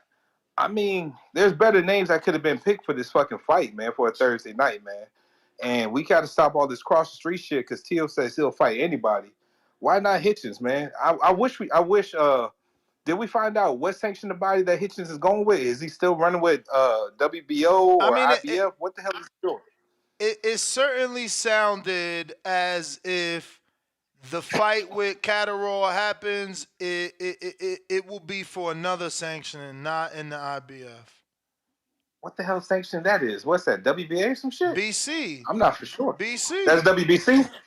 Oh, shit. I mean, he's only ranked in the IBF and the BC, so, I'm sure they'll just petition like, hey, Mauricio, we got this fight with Richardson, who's your number, whatever, and Jack Catterall, who is whoever, and, hey, don't forget, he almost was undisputed if he would have just got the right decision that day. I mean, it's politics.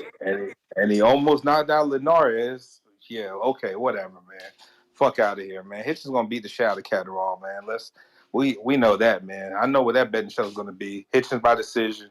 Probably not gonna lose 3 rounds. 3 rounds to Catterall, and it's just gonna be another stellar performance from him. But I think he needs to fight a fighter that moves well, like Teo, to really see the best version of him actually be revealed. Other than that, Ness, I ain't got nothing else to add, man. I just want to see these people just keep on caping or whatever for this fight. But end of the day, man, I just support your content always, man. I'll holler at you on the next one. Champ. Appreciate you. Baby Joker. Yo, can you hear me? Yep. A-Town, B-Town, C-Town, D-Town, Ecuador, stand up! Hey, Ness, why didn't you ever hand him the TNT? He was trying to blow up something. That motherfucker never blew up shit. You hating, bro. You a hater. No. The hater of 2024. Yo, I gotta agree with Jay on this card with the Jamaine and Teal.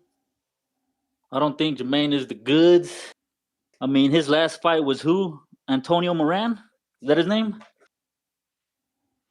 Yeah, Antonio Moran. Yeah, that's the same dude. Haney. Plush, knocked out. Pillow-fisted Haney knocked out, right? Yeah. Yes, yeah. I mean, Teal shouldn't have a problem with this dude at all. I'm not excited. The only thing I'm excited for is at the end of the fight when Teal talks shit to Bill Haney and tells him to bring his son. That's the next body he's gonna catch, which I like that. Bodies. Oshaki. I mean, not Oshaki. Keyshawn, bro. Oh no, I'm not too high on that dude. But then you said it's at 135, right? Yes, sir. Oof. I don't know if he could make it, and if he can, I don't know if he's gonna be 100%. I still think it's a tough fight. Bro, Like I why said, Pedraza's picture look like he got already a bad eye?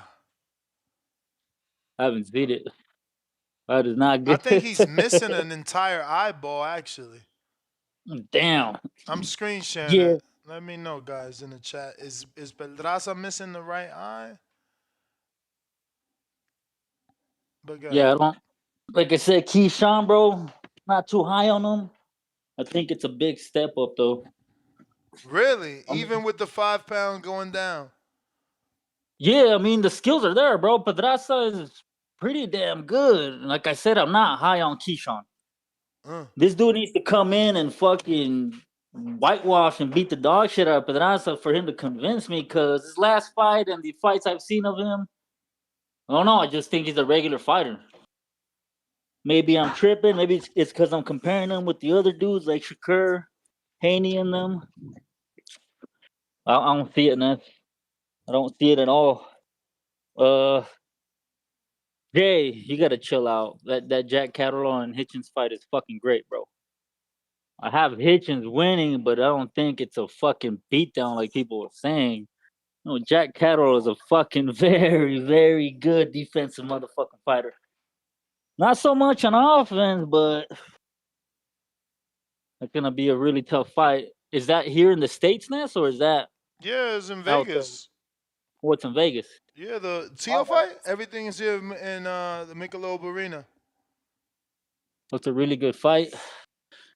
I mean, Hitchens does beat Catterall.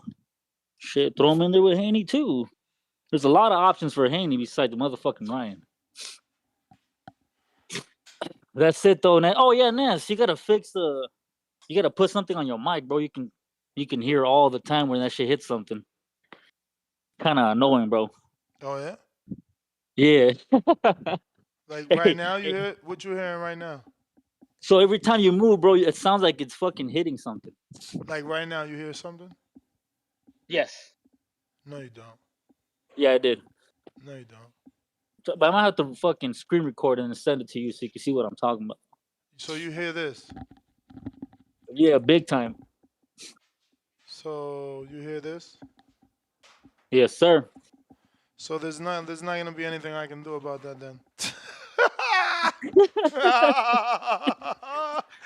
No, that's was louder than the that's the TNT cable. you gave the D-Block guy. That's the cable, bro. There's no way to stop the cable, bro. Like, Oh, damn. I walk around this bitch. Right. Have a good night, Ness. That's all I got whack. today, bro. You know what? And I used to tell Danny, I heard it too, because I feel like you hear it more on Danny's mic, but I'm like, oh, I guess it's an internal thing. But I don't know. Maybe we have to clip the cables, have it suspended. But I think you even hear that anyway. Right? You hear this? Oh, you don't? Okay. Alrighty then, baby Joker. Screen sharing the whole back call here. Say hello to my little friends. Chad, what up? Nah, he said I hear it as well. I just got used to it. Yo, Ness, you got me? Yeah, man. I'm just in the car driving home. Yo, man, I don't know what to say. Like, if this fight, Teo Ortiz with Keyshawn and Pedraza doesn't get you hype and excited, like, I don't know what to say. Like, it's like, when do you see NFL fans or any fan of any fucking sport go to the game and, like, it's this exciting ass game, everyone's having fun, and they're like, oh man, this game ain't shit. That quarterback, he ain't shit. That guy, he ain't shit. They don't. They go and they have a good time. Like, I don't understand, baby Joker. This fight doesn't get you hype. You getting hype about Hitchens and Catterall? I mean, look, I want to see that fight, but to me, Ortiz and Teo, this card is what I fucking live for. This is the cards I want to see from all these fucking companies. This is all they got to do for me. It's this simple. I don't need big, huge fucking names, these big, huge fights, overcooked fights. I don't need that. Just give me some good fucking action with some like hot fighters, man. I'm into it. I'm really excited that this is gonna happen.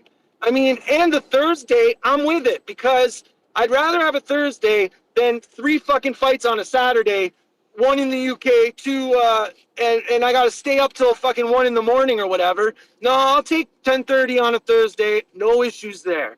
As far as the fight goes, I want to big up Adrian, man. The caller Adrian. Adrian! Fuck, he's got a pulse. He understood. This is a fight for the real fucking heads, the boxing fans. You don't like it? Well, fuck you. What the fuck do you want from boxing, man? Fuck, man. I'm so sick of these guys, man. You know, like, you come on here, you complain about everything. Then they give you a good fucking card, some good fights, and you bitch about it. Well, fuck that, man. Fuck that. Listen, I think Ortiz is going to show something great to Tio. Yeah, the odds are with Tio. Everything favors Tio. But I think that Ortiz will have learned a lot from the Loma fight. I mean, Loma was operating on a high level that night. People say, oh, Loma, he started slow. There's a lot more going on there than a slow fucking start. Ortiz came out like a bull out of the fucking gate. Loma was like a matador taming that fucking bull. And he punched himself out, and Loma went to town. I think Ortiz is going to learn from all that. Move past it. We know he works hard. He's in the gym all the time. He's ready for this. And Tio better fucking bring it. If Tio doesn't have full focus, if he's not fully fucking ready, like when he took it to Loma, Ortiz is going to fuck his shit up. And everybody coming in here talking shit or being casual about Ortiz, you can go somewhere with that, man. No, man, he's bringing it to Tio. And that's pretty much what I got, Ness. I got to get back to driving, man. Thanks. All right.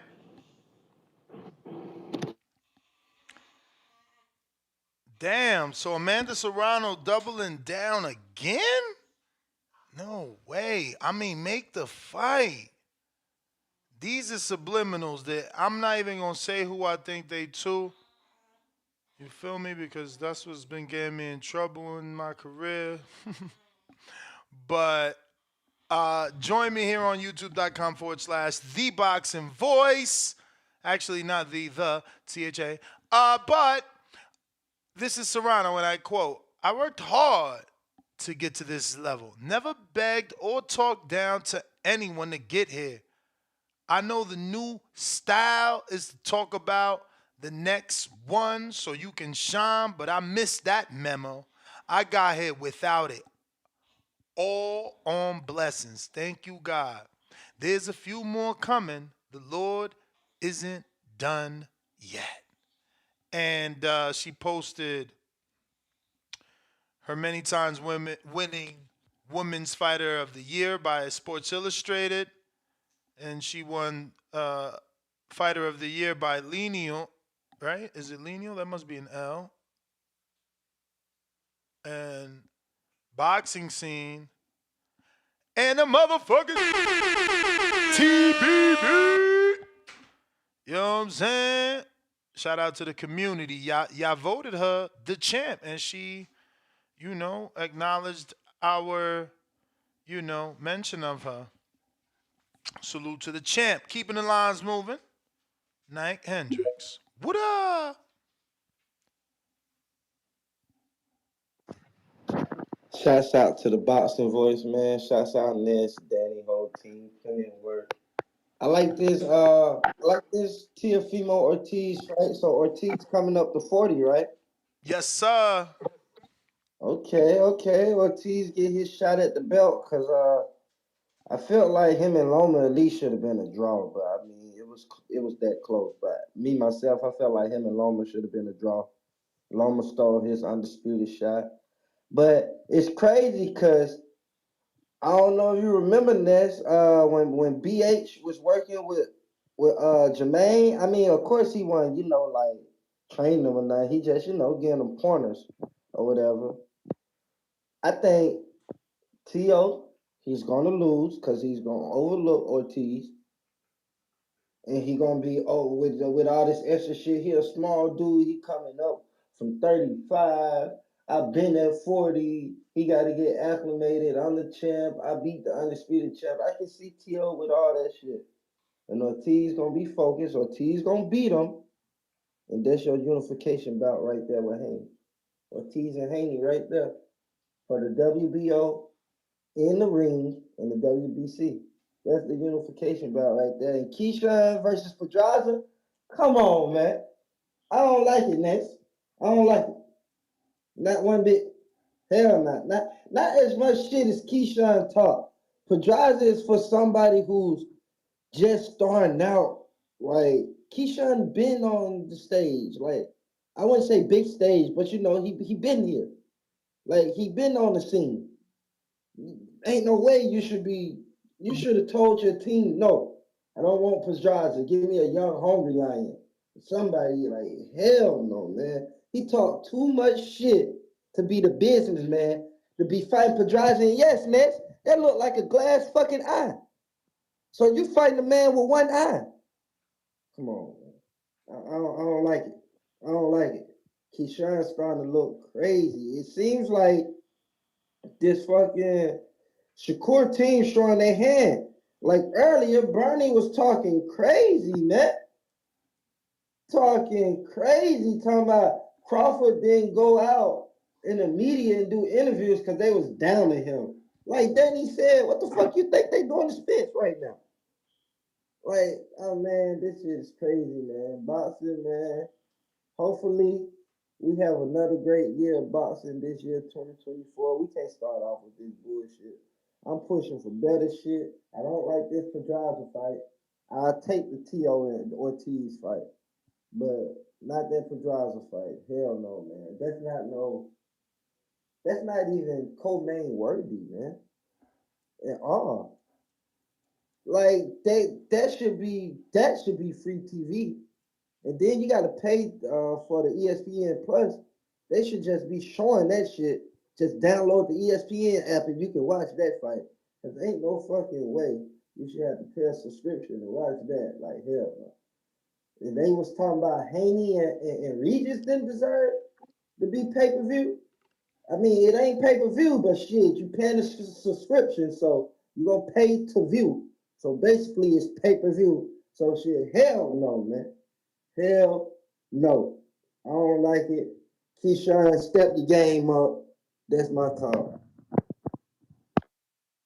All right. Uptown Rico.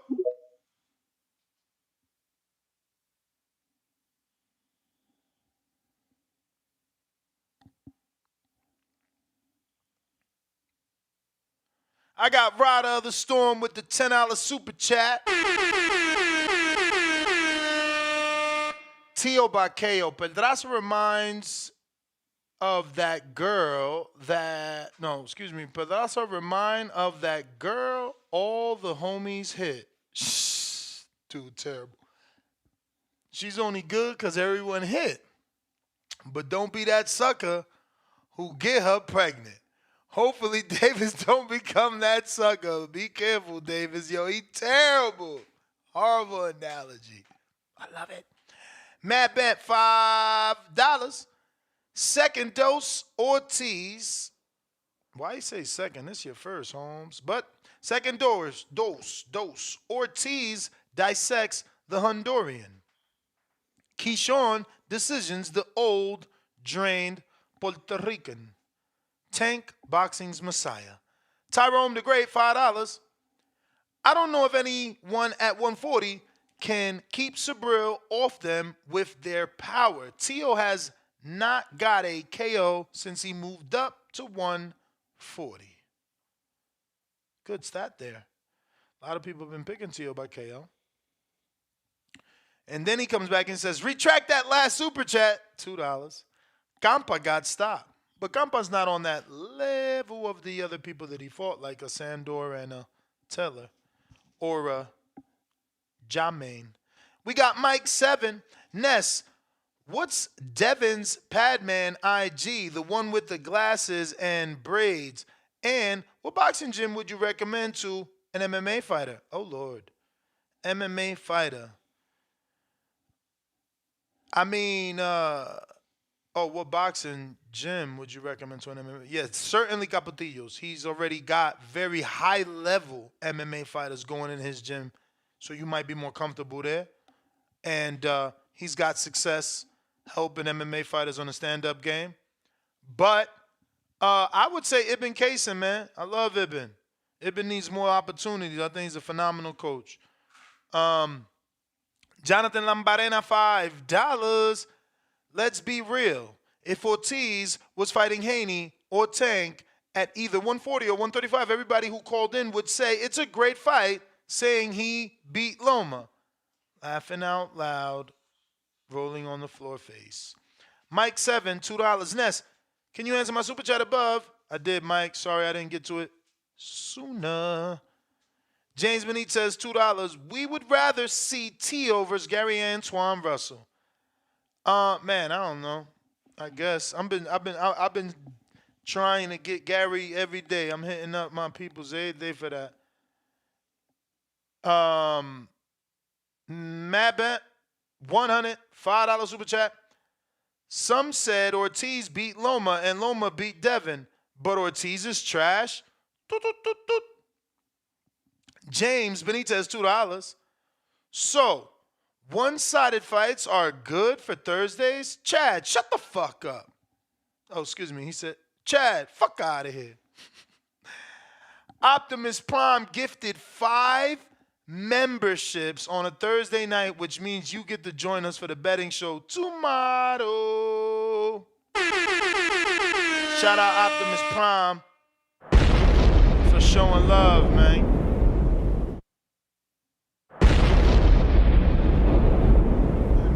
Salute to that man. Let me see. Did it show who you gave it to? I remember the other day I was able to see who actually received them. Oh, there it goes. Larry Liston, say thank you to Optimus Prime. TG1, say thank you to Optimus Prime. Zaki, say thank you. And MT, say thank you. I think that's everybody. Did you give one to... Yep, nope. Oh, Abdullah, say thank you to Optimus Prime. Salute, Optimus Prime. We appreciate you, man. Uptown Rico, you never unmuted your mic. Maybe you was letting me do my thing. Yeah, I was just letting you do your thing. All right, Chad, appreciate you. And first time caller, you know what I'm saying, from Washington, D.C. Man, some of these people calling is just tripping. This is a good fight. You know what I'm saying? Jamaine Ortiz is a good fighter. I don't think this is his last chance if he loses, but I think it would be like his last chance to prove he's on the elite level fighter. You know what I'm saying? That he could beat the highest level fighters in the world. But he's still a good fighter. And, this might be an upset alert for real because Tio, he has problems with guys that can move. You know what I'm saying? That's what I said. I said this guy got good feet. Move. You know what I'm saying? So, hey, this could be an upset alert. People sleeping on Jamaine Ortiz. Only thing I worry about for him is his conditioning because against Loma, he slowed down in later rounds. But if he could keep his conditioning up and move and use lateral movement for 12 rounds, hey, watch out. Tio can mess around and lose this fight. And for real, the 140 division, everybody's staying away from my guy here, Capitol Heights, Maryland, Gary Antoine Russell. That's the dude that people need to be looking out for. I wish he'd be more active, but the business is the business, and but he coming. That's the guy that everybody need to be looking out for at the 140 division, Gary Antoine Russell. You know what I'm saying? I'm saying it now here on the Boxing Voice. But I like the card overall. Keyshawn Davis. This is I wouldn't say a step-up fight, but this is Pedraza is going to be the best name on his resume. So, this is a good fight for him. Go ahead. He should be able to get Pedraza out of there. He's coming down 5 more pounds, and I don't know how old Pedraza is now. I mean, it seems like he's been around for a while. Yeah. So, I mean, I expect 34, Keyshawn to go. 34, so not too old. I mean, that's not old. Obviously, his 34 is older than Loma's 34. Yeah. I think, Pedraza got a little more miles than Loma. He got more fights than Loma. Yeah, but at the end of Keyshawn, I'm expecting Keyshawn to go ahead and get him out of there, pretty easily. So, that's my call. I appreciate it. I've been listening to the Boxing Boys off and on for a minute. You know what I'm saying? Sometimes I lose interest because a lot of dudes don't be knowing boxing. But it's not your I time. hear you, man. We on Twitter. Hopefully we get a bunch more callers to open it up, man. Get more boxing minds. We need you to retweet, man. That's how we get more callers, man. Retweets, shares, all that, man. That's how the word gonna get out. We gonna get new callers. We appreciate you calling in. We going out to who do we have? The Dream King. What up? Yo, can you hear me? Yes, sir. Work today. That's what's up. Discord be sometimes. But what up? I'm just coming from the gym, man. Fresh like 10, 12 rounds of sparring today, something like that. But where were all these Jamaine Ortiz fans at when he got dropped by Adorno twice in that fight and got lucky and got a draw? Like, Ortiz is a good fighter, don't get me wrong, but let's not overhype it. All of a sudden, he's gonna upset Tio because he went 12 rounds with Loma. Like, yeah, the kid's got good footwork. He's athletic, and he was able to dance with Loma for 12 rounds, but he got outboxed for 8 of those rounds in that fight. And like I said, he fought Joseph Adorno, got dropped twice in a 10-round fight, but somehow got a draw. He got lucky. Like, let's not overhype the kid. Where was y'all at then? Because I guarantee nobody in here would be happy if Tio was fighting Adorno. You know what I'm saying? Y'all would say he's garbage because he lost to every Dominican fighter. But he improved since the Adorno fight. Because since the Adorno fight is when he had the Loma fight. So you can't bring up the Adorno fight.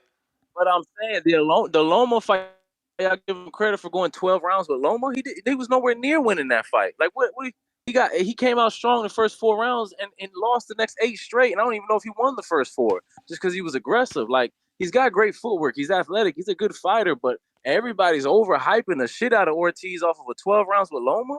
Again, where were y'all when he fought Adorno and he got put on his ass twice? Like, that was early. That was the first time stepping up. Let's keep it in perspective, bro. Yeah, but you got to. And what has he done since then? He fought Antonio Moran, Jamel Herring, old Jamel Herring. I don't think he's ever fought at 140, unless Moran was at a catchweight or something. Yeah, I don't think Ortiz ever fought at 40. So then, exactly. So he's moving up to fight Tio at 40. Like, it's his first fight at 40. Bro, Tio's a career what has he done lightweight since Adorno? Tio's a career lightweight. Yeah, but he's coming off a massive win at 40, bro. No, and that's good. He's already been there. He's the champ there. And that's it's cool. It's a good fight. It's a good fight. But you can't act like Tio is so this. big, though. That's all. You just making this. I'm just trying to interrupt and say you making it seem like, oh, he's moving up. Like, bro, Tio was just down here with him. He was just right here with him. Down here with him. Yeah, I mean, I don't know about just down here with him. Tio got a few fights at 40, bro. Not just one. 3. You know what I mean, this is exactly. He got 3. This will be technically your man's first fight at 40, real 40. You know second. And keep in mind, Moran was at a catchweight. Let me give you perspective, right? Keep in mind, he had a fight he was supposed to make, and they said he allegedly got sick. So think about it, like, he ain't been 35 since a scheduled and then pulled out fight. Then he had a camp for the Moran fight, and now we going into this fight. That's still 3 fights, bro. Like, he legit ain't been at 35 since Loma. So one of them had to pull out. So he fought Loma at 35. Then he had to fight with Moran at technically 40, whatever catchweight that was, 137, 136. Plus the pullout before the Moran. No, before the Moran, he had a pullout. Remember, they say he was sick. So he didn't fight, bro. He didn't fight. You can't count it. You can't count that he didn't fight. But champ, what I'm trying to say is he had the camp. He had that camp for a 35-pound fight that he couldn't make. That was the rumors, right? Like, oh, he couldn't make it, so they're saying he's sick. Then the next Right, fight is I magically understand. on a I get catchweight. that. So I I'm see what just you saying said. He was he gonna ain't been fight a. at 40. The fight just didn't happen. I'm also Got you. saying But that at he the end of the just day, ain't he been a didn't fight though. lightweight. I'm just also saying he ain't been a lightweight since he weighed in on Either way, lightweight. Ortiz is a good fighter. Don't get me wrong. It'll be a good name on Tio's resume. Everybody, all I've heard since I got out of the gym is all this hype over Ortiz. Tio's on upset alert. Ortiz beat Loma. What in the hell? Y'all is wilding. I don't remember anybody. I don't even think most people here even knew he got dropped by Adorno twice and got lucky and got a draw. Like, come on, y'all, just chill, man. Like, it's a good fight, but all this upset alert, he beat Loma. I don't know what the hell y'all talking about. The co-main, good You fight. are Great Puerto fight for Rican. Keyshawn. You are Look, Puerto Rican, so you're Co-main's trying a to good cap for fight. Yeah, Adorno. he's half Puerto Rican. You know what I mean? He's also half Dominican. So, I'm not hating on Ortiz. Like I said, he's a good fighter, but let's keep it G now. Like, y'all gotta chill, bro. This ain't no, fucking upset alert and he beat Loma and this and that. Y'all is wilding. But look, the co-main, I like this fight. Another tough fight for Keyshawn. They talking about Pedraza old and this and that. Did y'all see his last fight versus Barboza? Because I thought he beat Barboza. He was walking him down, putting fucking hands on him the whole fight, somehow lost a decision. Pedraza don't look old to me. The only thing I'm worried about is that he's coming back down to 35 because he fought Barboza at 40, I believe, which was his last fight. So, I don't that the 35, I feel like he's going to be weight drained. You know what I mean? And he's older, and that'll affect him. But it's still a good fight because Pedraza is a multiple division champion. He's going to be a great name, another great step up for Keyshawn. So I think it's a good fight. I don't know, people shouldn't hate on this. He needs to fight a younger, hungry, fighter or whatever. I think the Pedraza fight is a very good fight for Keyshawn. It's another step in the right direction for him. Pedraza is a multiple division champion. He's only ever been stopped by the great Tank Davis in his entire career. So great wins over Tevin Farmer, Edna Cherry. He's a great fighter, man. Like I said, his last fight, he looked very good against a young, hungry guy in Barboza. So I'm curious to see, is he gonna bring that style where he's coming forward? He's aggressive. He's a slick boxer. His name is the Sniper for a reason. I want to see what Keyshawn does with an experienced guy like Pedraza. It is a good card. I'm excited for the fight. But yeah, it was a lot of Ortiz wildness going on. Super chat, somebody beat Loma, and I don't know, that shit sounded crazy, man. But I just got to the crib. Appreciate the call, champ. You doing what you're doing. Yo. Anyway, we'll talk. Anthony. What it do? What it do? Hey, I don't know, man. I think some people really just hate Tio. You know what I'm saying? They just don't like him. So that kind of clouds their vision on Tio. I think Tio's one of the best fighters in the world. You talking about some fight that happened, fucking how long ago? Like a long time ago? Like that's not even who he is right now. He just beat Josh Taylor. I don't know if maybe people didn't watch the fight. Maybe they missed it, or maybe people just don't watch boxing. I don't know. But as far as like fun fighters to watch, he's like one of the most fun fighters in the world to watch, in my opinion. One of the most skillful fighters. He hits hard, got great movement. I'm a big fan of him. I think he's the best, one of the best fighters at 140 in the top two. So so wherever you want to put him, you want to say the best there, okay. Well, I think Tio's 1A, and I think he'll eventually really be the one to beat Devin if Tank doesn't get to him first. So, I like the fight. It's a good little step up. He's the champ now, He don't need to fight none of these fucking murderers yet until it's worth his while, So, I respect that. Ain't he the lineal champ? Didn't Josh Taylor have all the belts and then they took one of them for some bullshit reason, but he still held the lineal belt, right? So technically, right now, he's the lineal undisputed champion at 140, right? Am I tripping? Yeah, he's lineal, not undisputed. Tio is lineal. Yeah, but didn't Josh Taylor have undisputed there's at no 140? You can't be undisputed lineal champion without having all the belts. He's lineal because he beat the man to beat the man. Oh, you're saying he's a former undisputed, but that doesn't even count because he didn't have the WBC. Devin had it. No, but well, I mean, wait. What did he win off of Loma? If he didn't win the undisputed, I remember he was what was the that? How many belts? IBF champion. He won everything else from Loma, including the lineal. Yeah, which made him But not undisputed, right? no, not technically. Everything except the WBC. So he didn't. So they didn't have the WBC. Okay, all right, cool. So I didn't know. But I mean, either way, he's got a lot of belts. I mean, who cares? What's 4 to 3 belts, right? There's a lot of fucking belts, and he went up and won some more. You know, so I feel like this kid is the future. You know what I'm saying? Like, he is the future as far as 140 goes. You know, so him, Boots, whenever Boots moved. Wait, Boots at 47, right? Am I tripping? Boots at 47. Boots at 47. So yeah, stay away You from may that feel one. like it's your time, But yeah, I'm but excited it's for the not your fight. time. Appreciate the time. Kerry G counter. Hello. Hello. Hey, what's up, man? Yo, you happen to peep that your boy Tito got Prospect of the Year on Boxing Scene? Yes, sir. I seen it. So see, someone gave him his recognition, man. Yeah, but it Be was happy.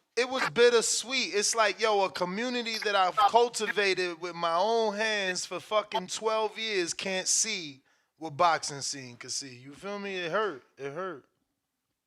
You know what? Boxing Scene probably saw your promo because they stay mentioning, according to this person, what they said on the Boxing Voice. So I seen them quote your show on a lot of articles. So they were listening. They heard you. Yo, Appreciate it. Tio versus Jamaine Ortiz. I think that's a great fight because I really did want to see him back in with like another slick fighter like Loma slick in his Loma way. So it's cool to see Jamaine Ortiz slick in that way. Pedraza's a good, like, I guess, you got like, good fight for Keyshawn where he's at in his career. So glad that they were able to get that rescheduled after the Texas biz. And you know how we were talking about tempers earlier today? Mm-hmm. Today I got assaulted at work by a coworker who has a bad temper after I helped him get a promotion, and he came at a coworker, and I had to step in behind him like, calm down, man. And he just punched me in the face. Damn. But I realized that I was like, yo, when you work for corporate places, both people get fired. So it's like, you gotta just eat that and be mature and watch someone take him away.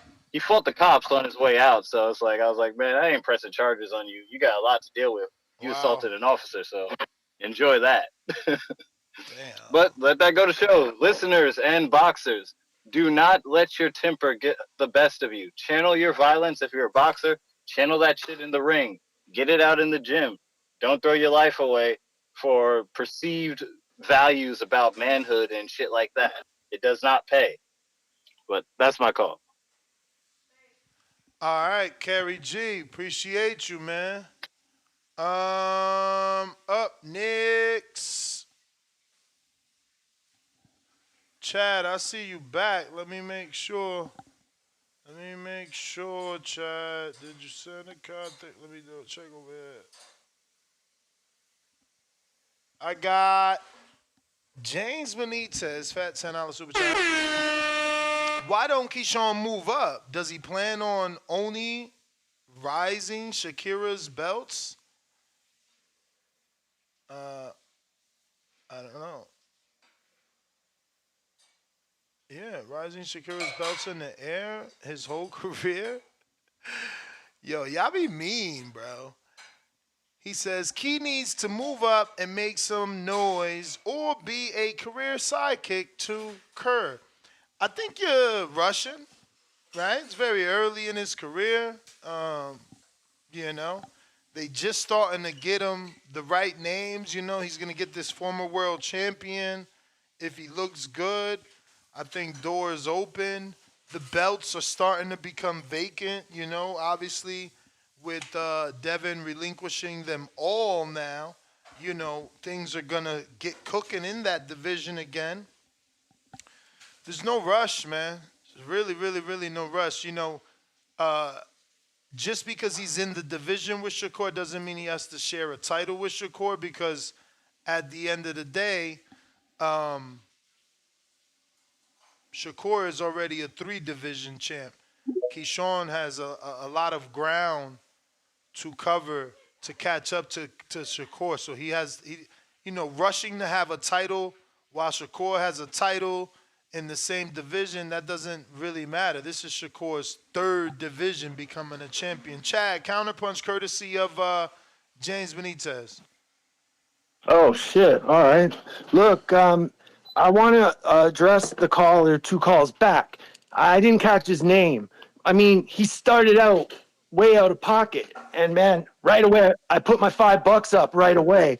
But then by the end of his call, he was like a lot more measured, and I liked what he was having to say. And I get what he's saying about the hype and everything, because it's true and it's real and it's out there. And he's right. Like, so I'm gonna say I'm hype about Ortiz.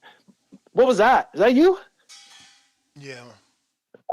Yeah, no problem. All right. Anyway, yeah, like I'm hype about it, but I don't have any delusions either. He didn't beat Loma. Loma clearly won that fight, no doubt about it. But like dismissing him going 12 against Loma, and in the manner that he did, no, man, that won't fly. Like for the level he Ortiz was at, it was a big step up to face Loma, and he did really good. He didn't have the experience to turn the win, but the way he handled things in there was great, and he was looking real sharp at times. But Loma is on another level to face, and you can see it in how he handled him in those early rounds.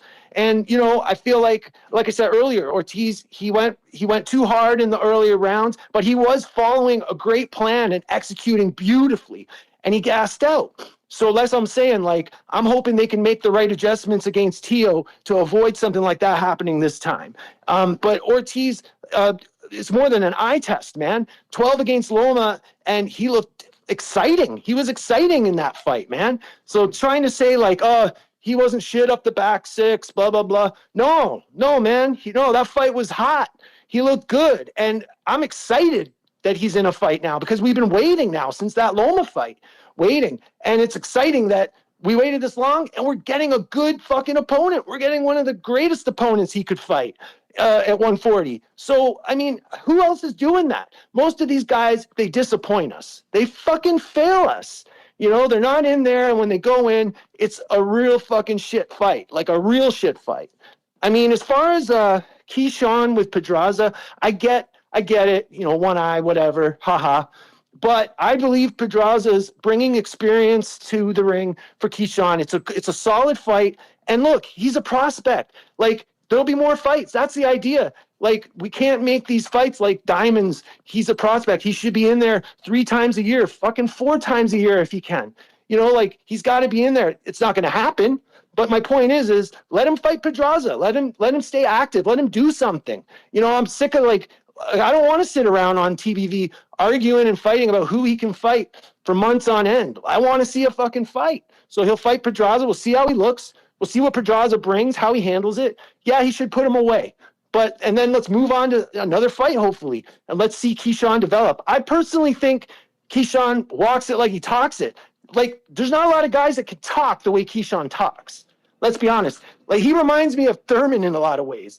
And like that interview you did with Thurman, fucking genius level shit talk, man. Genius level. And I can't even tell if he's trolling or not. He's fucking great. I love Thurman. That boxing needs that kind of mouthpiece. Guys that can talk shit. Press conferences. That's what makes the press conferences hot.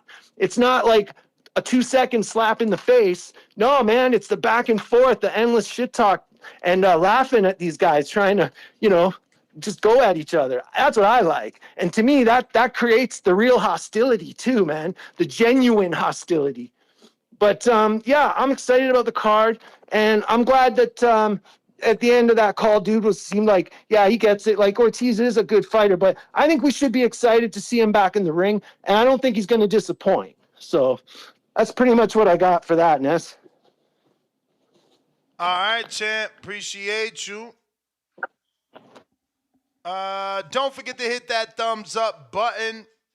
This is our second show of the day. Remember, we go live 2 times a day, every day, Monday through Friday. Also, we're live on Saturdays doing the live fight chat. We'll be live this Saturday for the Virgil Ortiz entire fight card. It's already scheduled. We should be live from Hardin, so join us on Saturday. I believe the fun starts at 3 p.m. Pacific Standard Time. I got Barrow City E. What up?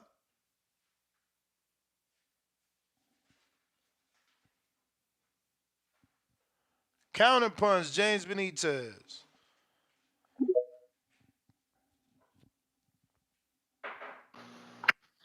Yo, Ness, you hear me? Yep.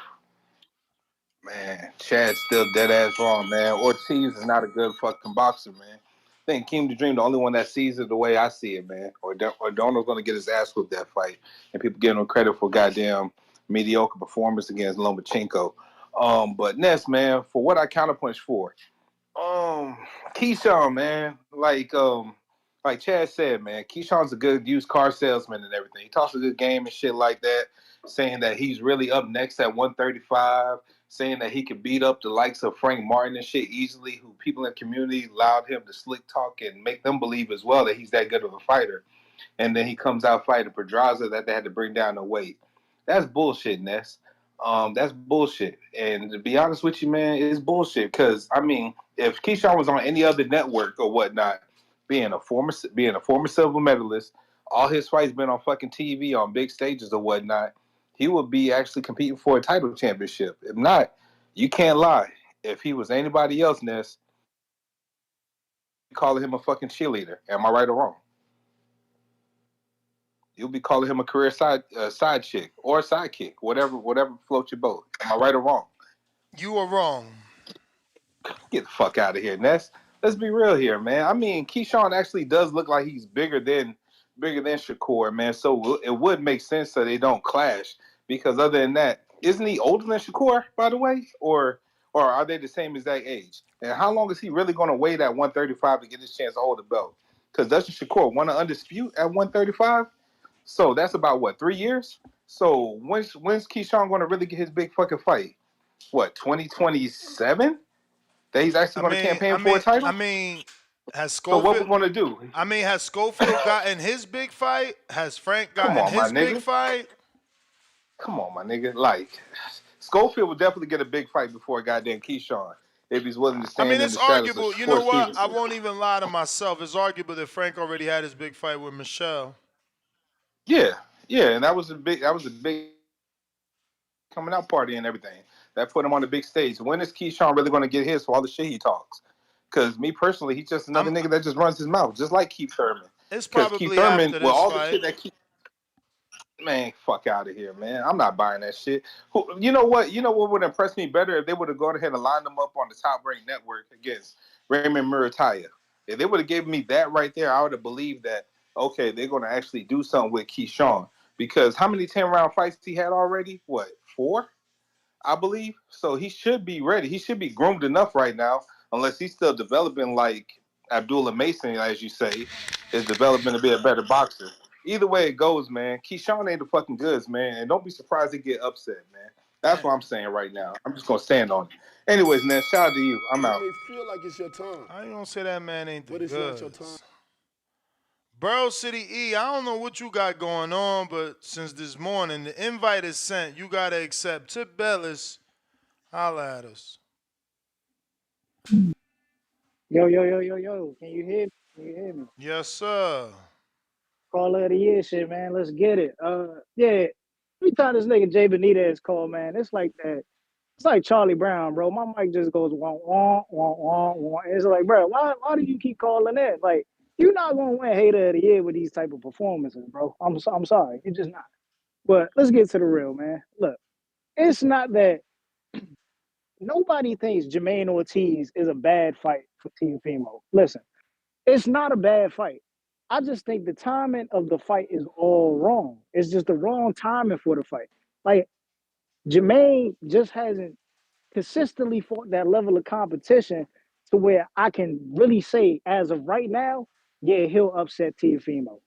Because I believe Jamaine does have the skill set to upset Teofimo, but he consistently needs to fight that upper echelon of opposition. You know what I'm saying? And then as for Keyshawn, man, bro, Keyshawn gotta pick up the pace. Keyshawn is how old right now? Keyshawn like what? 24? I think he's 26, bro. Yeah, man. Like, look, Keyshawn is way behind, bro. Keyshawn and Ryan basically on the same page. I'm not gonna hold you. But Ryan, Keyshawn is behind Ryan. yeah, nah, but you know what I'm saying? Keyshawn may be a fight away from being on the same page of Ryan, but they damn Nah, you near right there. tripping. You tripping. I think I think with Ryan, I think with Ryan fighting Tank, it puts him a little bit above Keyshawn. Because if Ryan didn't fight Tank, Ryan would still be on the same level as Keyshawn. Bro, you crazy. So Keyshawn about to fight his first former world champ, and Ryan been beat Fortuna. I don't know, man. I just think they be at the same level. I do wish, man, they Bruh, need to make first that of all, Schofield. what's that European dude he fought? That European dude is not at the level of Campbell. And, I do say that Pedraza is probably a better champ because he's two-time more than, Fortuna was. But, you got to factor in Ryan's other wins as well. All right. He might be a little bit acceptable. You know what Keyshawn need to do? And I'm gonna be honest. Since Schofield father saying Keyshawn don't want to fight, Keyshawn really just need to take to Twitter and say, "Yo, Schofield, let's make it happen, bro." You know what I'm saying? Because he'll get a main event fighting Schofield, and it'd Yeah, be a good main event for Schofield himself. That's the fight I mean, people in want the to see. words of Leonard Ellaby, man, just because a fight is big on Twitter don't mean it's a big fight in the world. Hey, I think it's a fight people will come out for, man. In Texas, you don't think people will come out for that fight in Texas? For Floyd Schofield and Keyshawn Davis. Hell yeah! All you gotta do is stack the undercard with some names, man. I That's mean, what's gonna sell. if you're going to stack the undercard, you got to stack the undercard with Texas names. I'm pretty sure they got some names out there over at Golden Boy that they could definitely stack that card with. I mean, I'm pretty sure you know who they are. fill us in. No, I don't have the names off top, but I know I would assume you would have some names with some names associated with Golden Boy that are from Texas. Not really.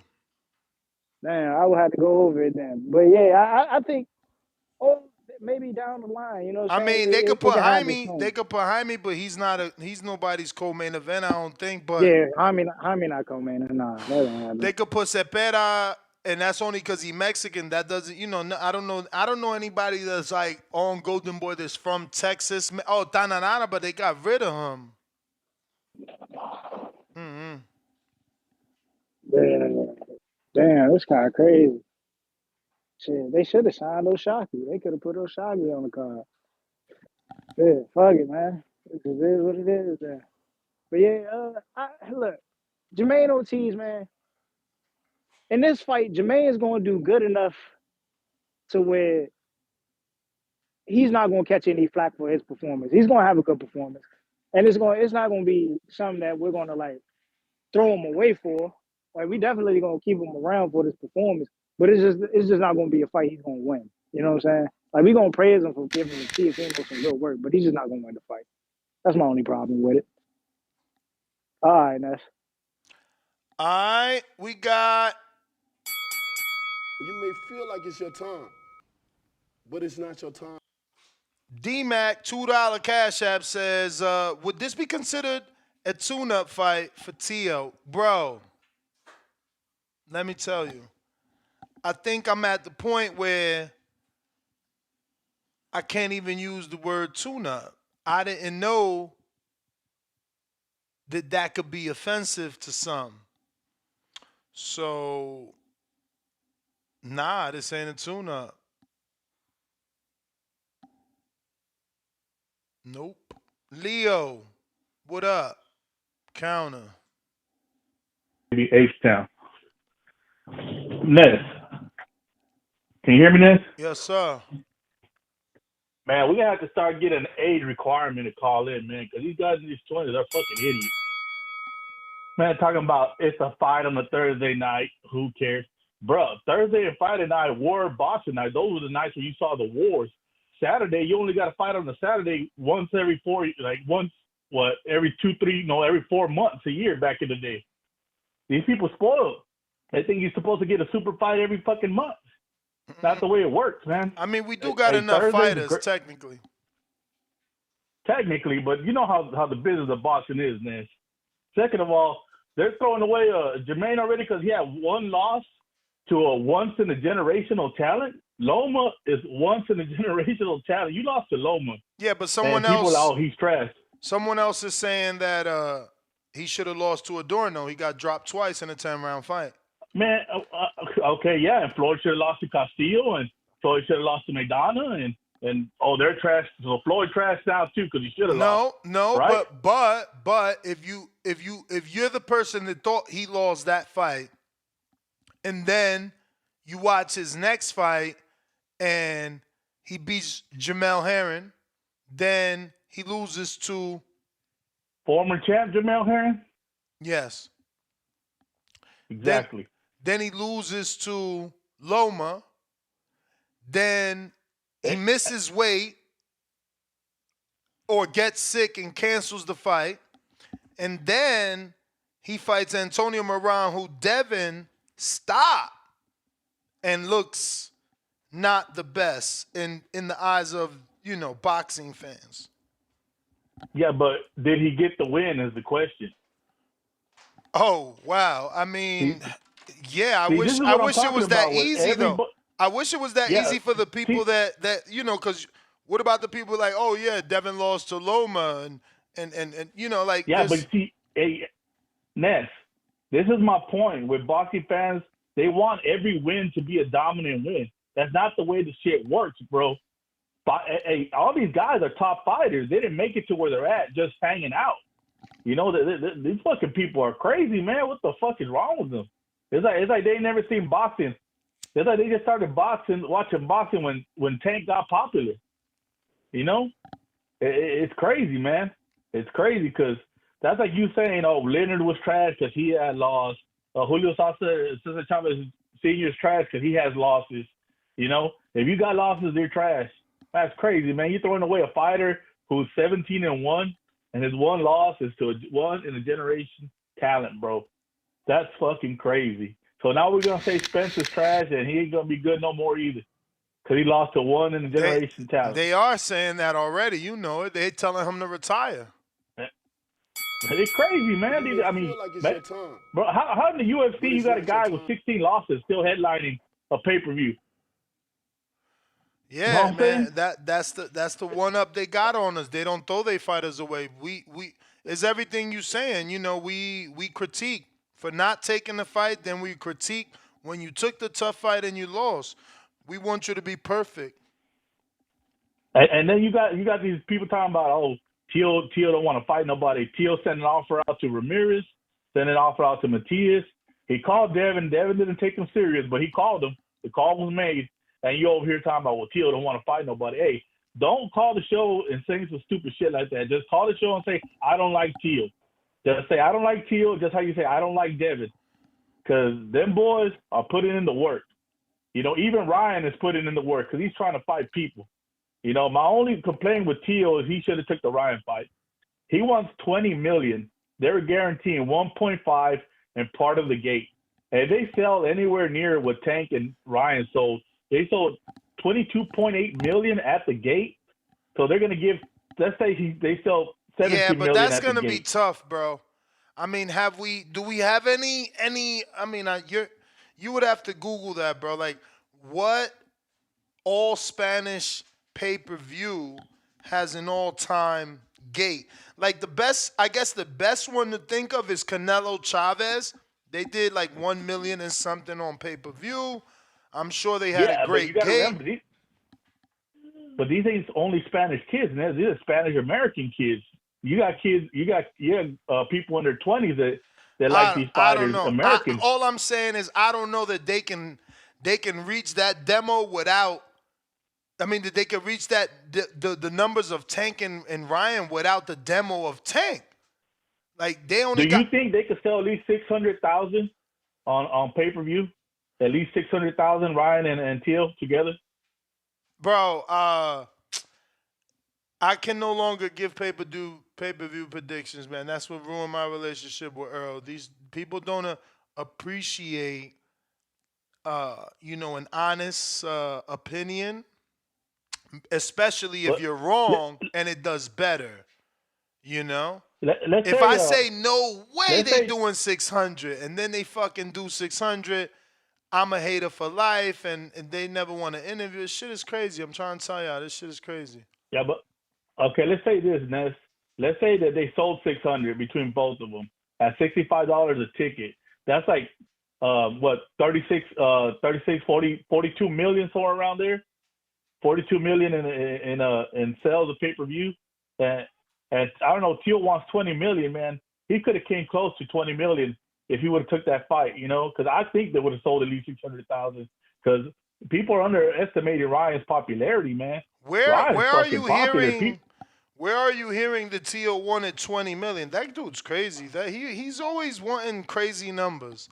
My man never made 20 million, but keep asking people to pay him 20 million. There's no way he But said that. but look, but supposedly he wanted 20 million Teal, Who right? says that? Who says That was that? his. Well, didn't Bill Haney said he asked for 20 Yeah, but million? that's for Devin. That was for Devin. You can't say he wanted 20 million for Ryan too without facts. But well, he will get close to 20 million if you see the math of the sales. You know, I hear you. But the way you did like your like like. entire example, you made us believe that he asked Ryan and Oscar for 20 million. Well, that's the only figures that have been out reported that he wanted. That he didn't want nothing less than 10 guaranteed, and he wanted to make 20 on the top. Again, 10 guaranteed is different from 20 million, brother. Yeah, but that's just guaranteed money. That doesn't mean that's your bottom dollars. Again, the You know guarantee what I'm saying, right? the guarantee is what's important because that's what they got to come up with up front.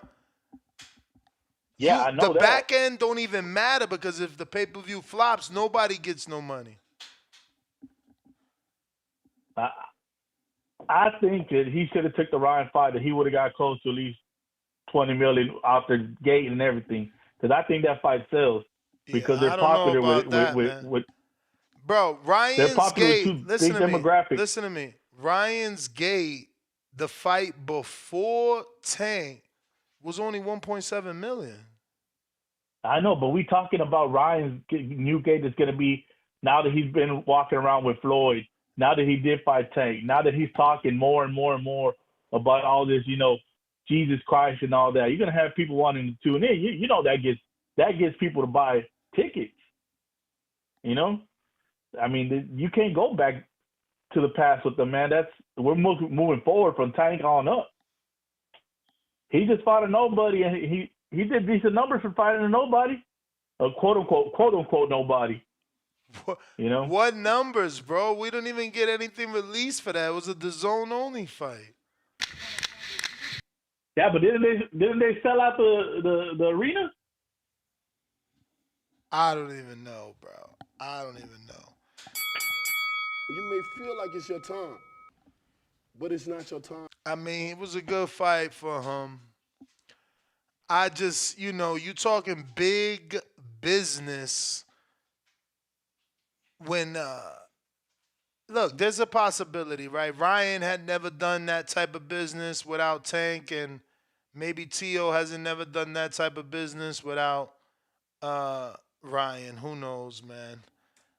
I don't know. I think that $27 million gate. Remember, Tank and Ryan broke records too. It's like what they did doesn't happen all the time. That's why they broke a record. Phone lines are open though. I'm still taking these calls, going down the line in order. If you get out of queue, you know what to do. You're gonna lose your turn. We going to Javi in the Bay. Yeah, can you hear me, Ness? Yes. Yeah, man, I like that fight. I think Ortiz gave a good fight against Loma. He's explosive. He got some physical attributes that's gonna he's gonna give it to Teo. I believe Teo and Haney are on a collision crash course, man. Eventually, it's gonna happen. Of course, Devin Haney versus everybody. Keyshawn, I think that's a good fight for him. It's a good little step up. Former world champion Pedraza. Hopefully, he gives him a good fight. Mainly, man, that was a good interview the other day with Espinoza and Manny, man. I really want to say I want to see him against my guy, hometown guy, Ruben Villa. He's on a revenge tour right now. Hopefully, he can't get his get back with Navarrete as he moved up. But, yeah, man, I want to see my guy Ruben Villa fight Espinoza. I think that'll be a good fight. I think he's got some good feet. I just want to see him become world champion. And Barroso, I got Barroso, man. I got Barroso to beat Davies, and I think that's it, man. That's my call. Shout out to you, Ness. Shout out to Boxing Voice. Appreciate you, baby. Joker counter. Yo, can you hear me, Ness? Yes, sir. Yo, Chad, I think I heard him earlier say something about me being unhappy and complaining about the fight, right? I think Yeah, that was his man. first off. Yeah. It's not that I'm complaining. I like the fight. I'm not a big fan of Key. I'm not a big fan of Keyshawn, bro. And I think you heard that you don't think there's other fans that go to games and complain about stuff. I mean, we all do. If you're a football fan, we complain about the quarterback if he sucks, even if we're winning. Basketball's the same shit. But Tip Bayless, how you gonna call in, bro, and fucking talk shit to Jay and then give us horrible ass matchmakings? Then you trying to put Keyshawn in Texas, and then you forget about your Texas boy, your Shocky Ice Water, Foster. Yo, but Shocky ain't no motherfucking co-main to Key. I'll give you a list of the Texas fighters you didn't name. From Fucking Golden Mario Kart. Boy. What was that? They got to be from Golden Boy, remember? The only Golden Boy guys that I see there is fucking Virgil Ortiz, but he ain't no co-main to you, Mr. Key. Who else is there? Oh, Brandon Figueroa's what, PBC? Uh-huh. Yeah. What about Joshua Franco? Is he with Golden Boy or Matchroom? Because there's Jesse as well, but I mean, Jesse's Matchroom. That should work too. I don't see why not. But again, he's not. He's not no co-main to the Key. No. But Joshua is the kid with the glasses, right? I believe it's Jesse's brother, the one that lost to the Gonzalez. Was it Gomez Gonzalez dude? Yeah. I don't think he's with Top Rank. I think he's a free agent. Then he get cut. Did he? I'm not 100% sure. Yeah, but those are some good names in Texas. But I don't really see any of those guys being co-mains the motherfucking Key. Shout out to fucking Oshaki though. Shout out Oshaki. He went to Mexico, beat the Mexican Rocky. Mexican Rocky ran into his Apollo Creed. That shit was a dope fight, and I can't wait for that motherfucking Nova fight. I got Oshaki stopping Abraham Supernova. That's all I got, Ness.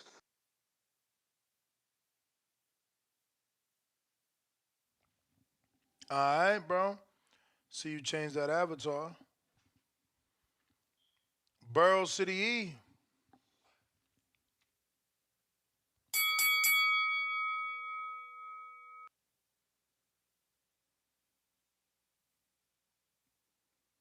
James Benitez, another $10.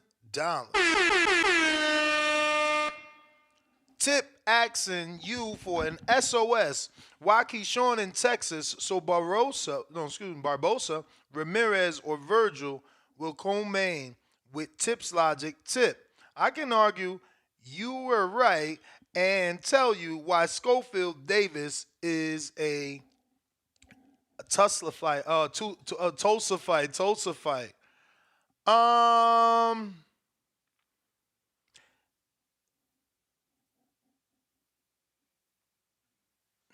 Yeah, man, it's hard to make Schofield and Davis, and he spelled Schofield Davis, so he's putting Schofield as the main because he's from actually San Antonio.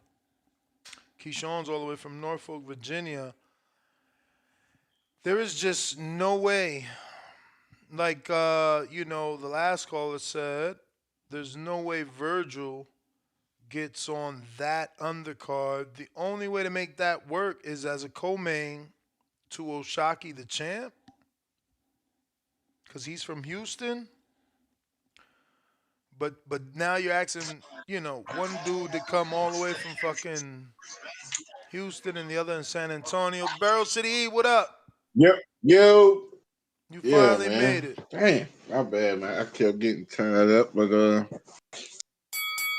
I'm gonna be 100. I didn't get to hear everything. I didn't get to hear everything, but how I feel on the fight, I'm kind of cool with this for Keyshawn. I'm fine with Pedraza for Keyshawn, the champion with champion experience. Teach his little young ass something, give him a few good rounds, but for Tio, he's stepping back. And I don't understand it. I don't understand the point of stuff. Why the hell would you go fight the man who lost to the man you beat the hell out of? I mean, true indeed, the fight itself is a solid fight. I'm not about to sit right here and trash Tito by any stretch of the manner, but I just don't understand it, man. Like, you should be moving forward in the 140 division. You could have took a Jack Catterall fight, maybe he too scared of a Anthony of a hit what's his name, the Hitchens fight. Maybe he too scared of a Hitchens fight, but it was something in there they could have tossed at him. I ain't too big on this fight from him. I felt this is a step back for Tio, man. You're supposed to keep all his momentum shooting forward, man. Try to at least get one of those things where it's like you clearing out the division. You know what I mean? As far as Keyshawn, I don't think Pedraza going to really present no real threat to Keyshawn, but it's good. I feel like he gonna give him some good work. He gonna throw some combinations. He might touch Keyshawn a little bit more than he accustomed to getting touched. We'll see. It'll be impressive if Keyshawn can get the stoppage over Pedraza to me. Or if he could get a good stoppage over Pedraza, I think it's gonna go to the decision, but I wouldn't mind seeing Keyshawn get the stoppage over, build some smoke back up in the division. Who else on the card? I mean, Jamaine Ortiz versus Tio, Abdullah Mason, Emiliano, Charlie Sheehy, and that's it. I mean, ain't the best card, but I'm watching this shit. You know what I mean? I'm gonna check it out. Who Mason fighting? So I could go look up the guy he fighting. He's stepped up to a 8-rounder. They heard me complaining. You done reached him, eh? Nah, I don't think they heard me because this fight should have been given to him. Like, I'm sure he been knew about it, but Mason is fighting undefeated Benjamin Gurment. And he's 8-0, 3 draws, 5 KOs, and it'll be the first 8-rounder. Facts. I'm gonna go look into him real fast, man, and see what I can find out about him, just to kind of gauge what Abdul about to go against this fight here. But that's my call, man. All right, champ.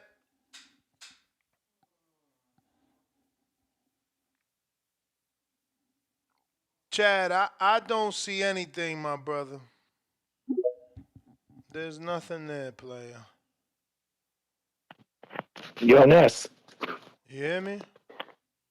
Yeah, man. You got me? Yeah, I'm telling you, I don't see anything there, bro. What? Yeah. Okay, well, I know it went through. I'm sure it went through. But I'll double check, and if not, I'll send you something. I mean, whatever, man. But anyway, just quick though to kick it back to Baby Joker. Yeah, like I was a bit hot when I was firing that off, and you're right. Like that kind of sounds a bit fucked up. I didn't do a very good job of making my point. But now that I've thought about it for a sec, I would say like not necessarily directed at you now, but just in general to boxing fans. Like, where's the joy? Where's the passion and love for the sport? I don't see it a lot. I mean, I think most people are quicker to complain than they are to say what they like or what they love, like, and just be happy for it. I see that in other sports, but boxing is like, man, the fans are just salty most of the time, and it just sucks. And I feel like there's a lot of fans who don't check themselves and acknowledge the things that they do like. They just they're only vocal and loud when they don't like something, and I hate that, man. After a while of listening to that, man, it grinds you down. Like, Ness, I don't know how you and Danny do it, like hosting in the way you do, man. But to kick it back to JB and Tip, like, man, what do you guys want from Keyshawn? He's got 9 fights. He fought 4 times or 3 times, like the last couple years, 2-3 years. He's fighting all the time. I mean, JB, you don't like the shit he talks. I can't say nothing about that. Like, there's no accounting for taste, right? But I will say in his defense, I feel like first of all, he's good at it. He's a good shit talker. Okay. And he's planting little seeds to see and try and grow them into beef for down the line. I think he's smart with what he's doing. He's just seeing who bites and trying to maybe build some issues. He's got the Schofields happening. And, for when the time comes, maybe there'll be something there that people will really want to see and get behind. I like it. And because you're right, like, he's not giving us all the top guys, but he's 9 fights in to a pro career. Like, we just saw what happened with McGrail, which, by the way, Brandon was like, oh, UK prospects ain't shit. And now you guys aren't even backing your American prospects. Like, Keyshawn's a good fucking ass prospect, and it's way too early to be saying, oh, he ain't shit, he's not about shit. It's way too soon for that, man. Like, his shit talk's one thing, but he's a good fighter, and I like what they're doing with him. Pedraza is definitely a step in the right direction. Let's give it some time. Give it a little more time. Look what happened to McGrail, man. McGrail was on his 9th or 10th fight. Like, there is such a thing as too soon, and it doesn't even have to be against a great opponent. Just a fucking crafty or experienced enough opponent can fuck his day up. So I like the speed Top Rank's going with. They're showing him the lights. He's on the right cards. I like. Let's wait. Let's wait and see what Keyshawn's got. I don't want to wait forever, but we can wait a little more. You And may feel like it's your time, but it's not your time. All right, Chad, appreciate the call. I'm still We going to Ortiz. What up?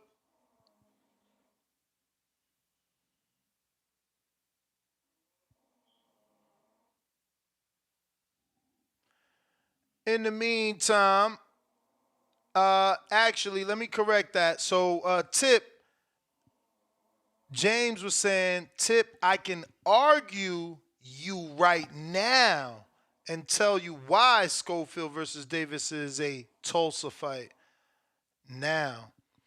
Not the way I read it earlier. He's right back with another $10. He says, for a Keyshawn versus Schofield card, you would need to have a co-main of Jeremiah Milton and have Torres on it in Tulsa. Schofield has a bigger profile because he is not a side chick and will compete for a belt. Yeah, I mean, Tulsa, that's Jeremiah's spot. He can draw. Certainly selling some tickets over there. Yo, what's up, Ness? Ortiz, what up? Teofimo versus Jamaine, man. I don't know, man. To be honest with you, I'm not a big fan of this fight. I heard rumors it was supposed to Tio was in negotiations with Subriel Marquise. What happened to that? Subriel is injured. Okay. Well, um, I don't know, man. I agree with the last caller. I feel like this is a step back for Teofimo. I mean, why are you fighting a dude that lost to the guy you beat, right? But I don't know, man. I know. I mean, I'm not surprised by it. This is the usual boxing. We never get the fights that we want. Um, but it is what it is. Hopefully, Teofimo can make quick work and probably get back in the ring as soon as possible because I really want to see that Matias fight. I think that's the only fight. Not that it makes sense, but I mean, he's got a belt, and I feel like all these motherfuckers that got belts need to fucking unify.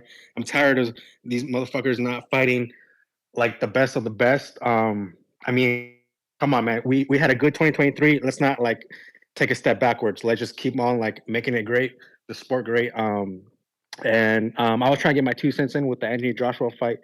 I called last month. I called and about the Ryder season card, and I told you, Ness, the Wilder Joshua fight needed to happen. I mean, you were telling me that Wilder was inactive. He needed to get he needed to get some rounds in with Joseph Parker. But I was like, hey man, I mean, I guess you had a point, but like it's kind of dangerous at the same time because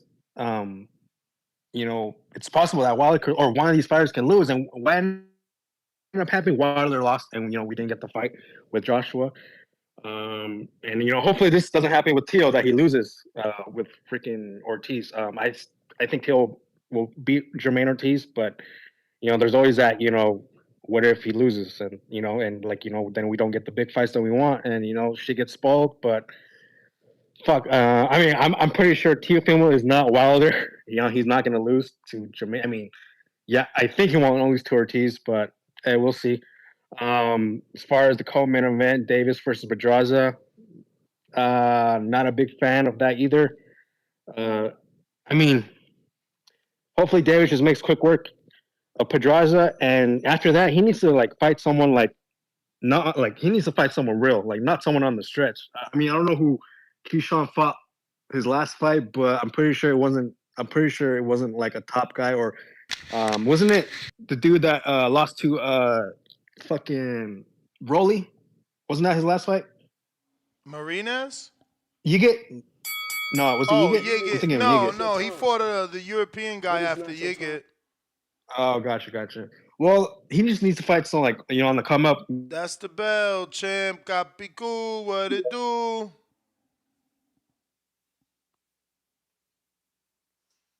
What's going on, champ? Another day. I hear that. Y'all better stop disrespecting Pedraza like that, bro. Y'all better act like y'all forget that Albright hurt Keyshawn Davis. I don't know what these callers is talking about, man. You got hurt by a pillow puncher in Albright, and y'all acting like Pedraza won't be able to put this kid out. Don't forget what Pedraza did to fucking Julian Rodriguez, neither. Everybody thought Julian was gonna walk over Pedraza, and Pedraza put an ass whooping on him. You know what I'm saying? Like these. It's crazy, bro. The disrespect you guys are talking about Jose Pedraza, man. Like Pedraza won't disrupt this guy's career like that. Put a stop on it. And then, look, it's a good fight. Everybody's talking about a step up fight for him. This is the fight to do. The shit talking for Keyshawn Davis on how he not stepping up. This is the perfect fight for him to step up. This guy will upset Pedraza. Pedraza will upset fucking Keyshawn Davis. And I'm expecting it. You know what I'm saying? I'm the king of the underdog, so I'm gonna go with that one. But with the Jamaine Ortiz and Teofimo, like it's a good fight, good stay busy. The best fight he probably could have had, in the time being. All the big hitters is fighting. You got Sabrias that's hurt. You got Rolly sitting back waiting for the winner of Davis Barroso. I think Barboza's fighting somebody, if I'm not mistaken. Who else could you have put him in this situation? You know what I'm saying? In the top 140 pounders. Besides bringing up Tank Davis or besides fighting this kid Garcia. You know what I'm saying? Besides those two names, there's really nobody else that he could have put up there. Like who else are we asking for? You know, like that makes sense for him to stay busy or to keep the name. You know, unfortunately, Jamaine Ortiz, you know, isn't gonna do what everybody expects him to do because I mean he is a boxer. He has good feet, but you know he has been touched. You know what I'm saying? You know, his last fight he was hurt really bad by Moran. Um, you know, he has been hurt really bad. He has been put down a couple times. You know, and for people to dismiss Teofimo's power and act like Teofimo's not gonna just put this kid out or that this kid's gonna box circles around him is unbelievable. You know, this is a fight that Teofimo should win. I don't think that Jamaine Ortiz has enough. Not to take nothing away from the kid. The kid is a great talent, but I think he also is a subject of being put in too early in his career. You know, just you know, it just he's being put into the big dogs too early. He, you know, no development. You know what I'm saying? And you're starting to see it. You're starting to see how he's getting hurt by guys that are mediocre. But yeah, man, and I'm just I had to put my 2 cents because the way they just write it on Pedraza, like Pedraza won't put a hurting on Davis, and like Davis didn't get hurt by Albright, a pillow puncher, you know, and y'all acting like this guy's gonna walk over Pedraza. I get it, he's a silver medalist and all this other stuff, but listen, bro, look at what happened with Rubisi. You know what I'm saying? First fight getting beat up on. So again, it is what it is. I'm excited for these fights. I'm glad that this is the way the year is starting in a sense, you know. Let's see what happens. I'm actually looking forward to seeing that Pedraza Keyshawn Davis fight because that's gonna speak words to the caliber of these fighters that are up and coming, especially with Keyshawn. And to also talk to Ness, the kid that I was talking about was Jose Cepeda and Baranchek, that I was talking about yesterday with the 8 knockdowns. I don't know if you remember. Yep. Yeah, that was the fight I was talking about. It was Jose Cepeda, not William Cepeda. That got those 8 knockdowns. You may feel That's like my it's your call. time, but it's not your time. All right, champ. Appreciate you. Brandon, what up? Hello? Yes, sir. What up next? Hey, did you see that tweet that Crawford replied to? Nah. You didn't see the tweet? It got like a bunch of views and like all this notoriety and stuff, but like most of it was bad. Like it got a lot of likes and comments, but most of it was like threats directed towards me. Why? And What was the tweet about? What the hell? the tweet was just saying, what was it about? It was just saying it was about his friend that died. What? Yeah, like his manager died, I believe. So I was like, I tweeted at him. I was like, man, like, why is everybody dying in your in your area? Like, not your area, but everybody in your friend group is dying. Like, wouldn't that mean something? Like, next is gonna be Bomac. Like, as a joke though, like, not saying like What the hell? I'm Who gonna go says like, it's a joke, bro? What the hell? Who says that bro, as a it's a joke? joke. Who You guys, says the mentor, your father figure is gonna die and then says it's a no, I'm joke? just saying to be careful so that does not happen. Obviously, I don't want that to happen. Wasn't my intention to make it seem like that's what I want to happen. Obviously not. But what I'm saying is, I was just saying, like, it's a good question. I'm just asking, why are people in your circle dying? Like, first it was Samuel Tia, now it's that guy, Cameron Duncan. Now, like, bro, What? watch out for Bomac. You know what Samuel I mean? Just Tia, watch out. bro, Brandon, I gotta go. You're wildin'. You're like all over the place. But I wasn't trying to be like, not being mean to him, but he took it seriously. So, but it was, I wasn't trying to, he took it the wrong way is what I'm trying to say. No, I He hear didn't you, take man. it. But the issue is that you don't have your facts straight. Samuel Tia is all the way from fucking Philly. I don't even. It's pretty weird, bro. We got Leonard Sterling, 20-pounder. Shout out to Leonard with the fat 20 dub. 90 seconds. He says, Happy New Year.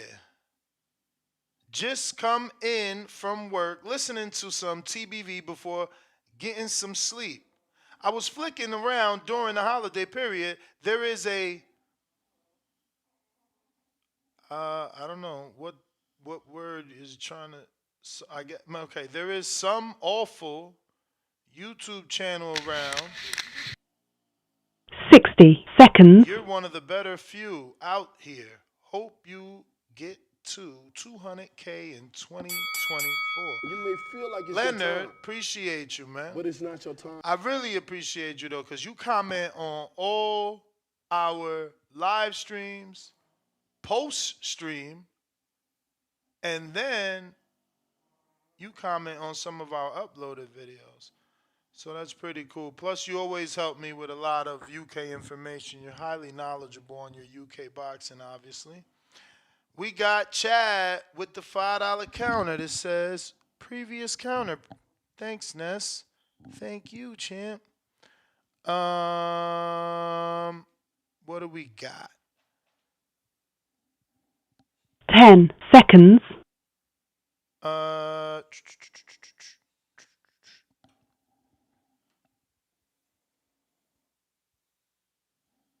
All right. I'm sorry. I'm going to have to use my sheet. I don't know who that is. Mr. Truth, what up?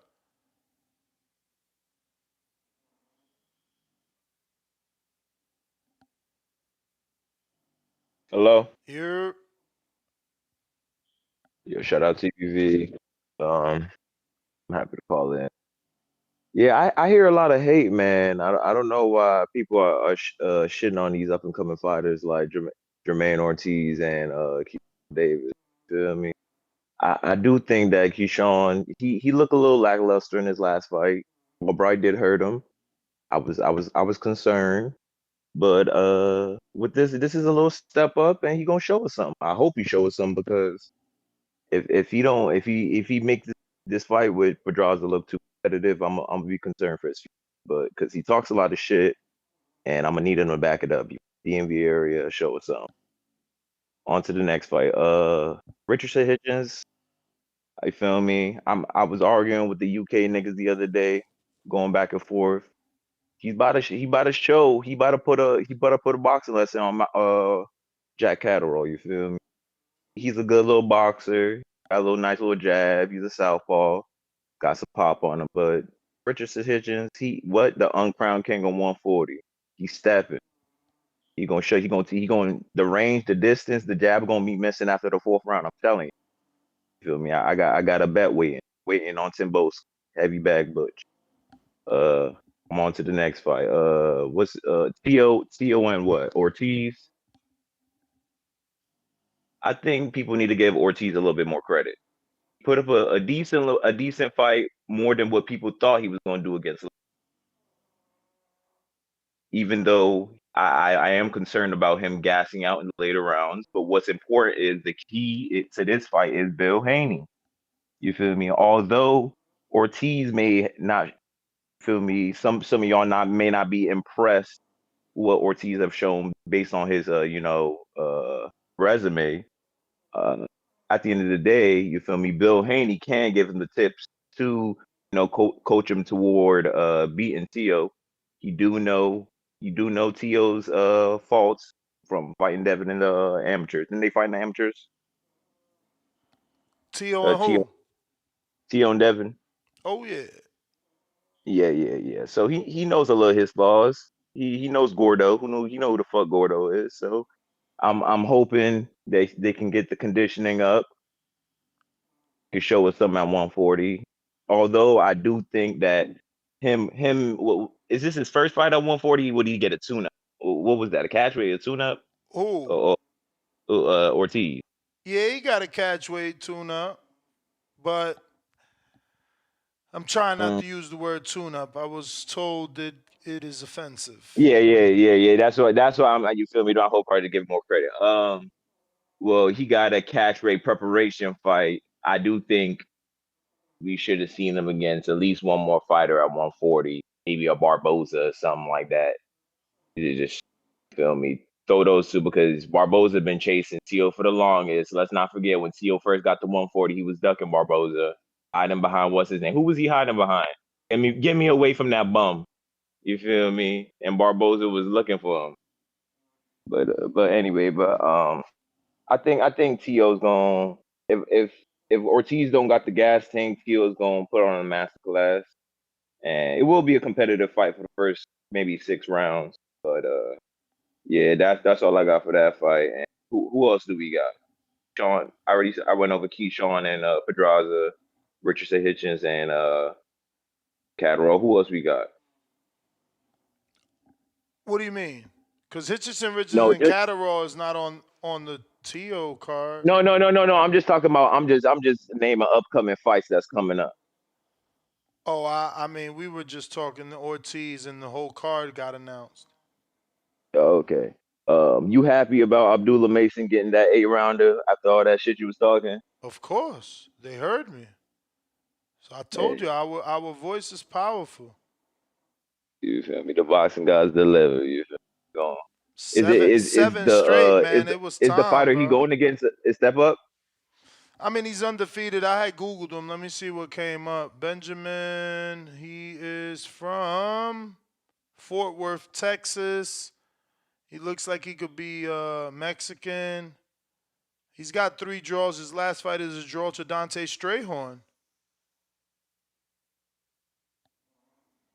Okay. I wonder if that was a. Hopefully I he wonder if that was an continues with. OTX card or was that? Well, let me see whose event this was. Kelly Frazier. This must have Hopefully, been. with this Step Up, he could still get him out of here and you feel me? Go a couple rounds, show us a little bit more of the boxing skills because he has just been Nah, knocking he shit he out. gonna smoke this dude. This Oh, this dude this dude has. Oh my fucking god! This dude has 11 fights and dos tan. only 2 are 6 rounders. The rest are 4. Oh my God. Oh my God. You feel me? I Yeah. mean, he And undefeated. guess what? The one of the 2 6 rounders that just happens to be his last draw. He getting smoked. Well, yeah. I mean, he should do what he need to do. He should do what he need to do, what he been doing. But at least he got his 8 rounder. They give him more time. Yeah, maybe you play with his food a little bit, show us a little bit more of that boxing skills. Yeah, hopefully this dude is more durable than his motherfucking box recs. You feel me? Yeah, I'm hoping. But I don't really got too much more to say for that card, but I'm just excited for the fights that's coming up in 2024. I think we got a good year, but I mean, we just got to stop hating on, you feel me, these fighters, man. Like if a motherfucker lose, if a motherfucker looking questionable, at the end of the day, they taking another tough fight and they getting back in there to show them that, you know, you can do this. But that's all I got. You all right? Matador trying you again.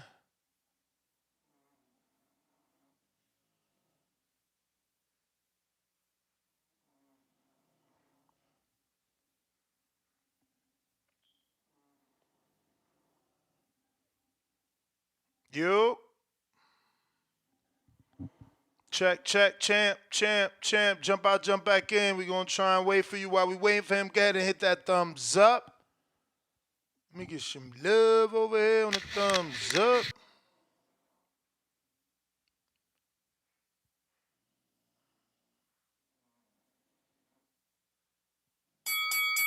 You may feel like it's your time, What but up? it's not your time. What up? Matador coming through.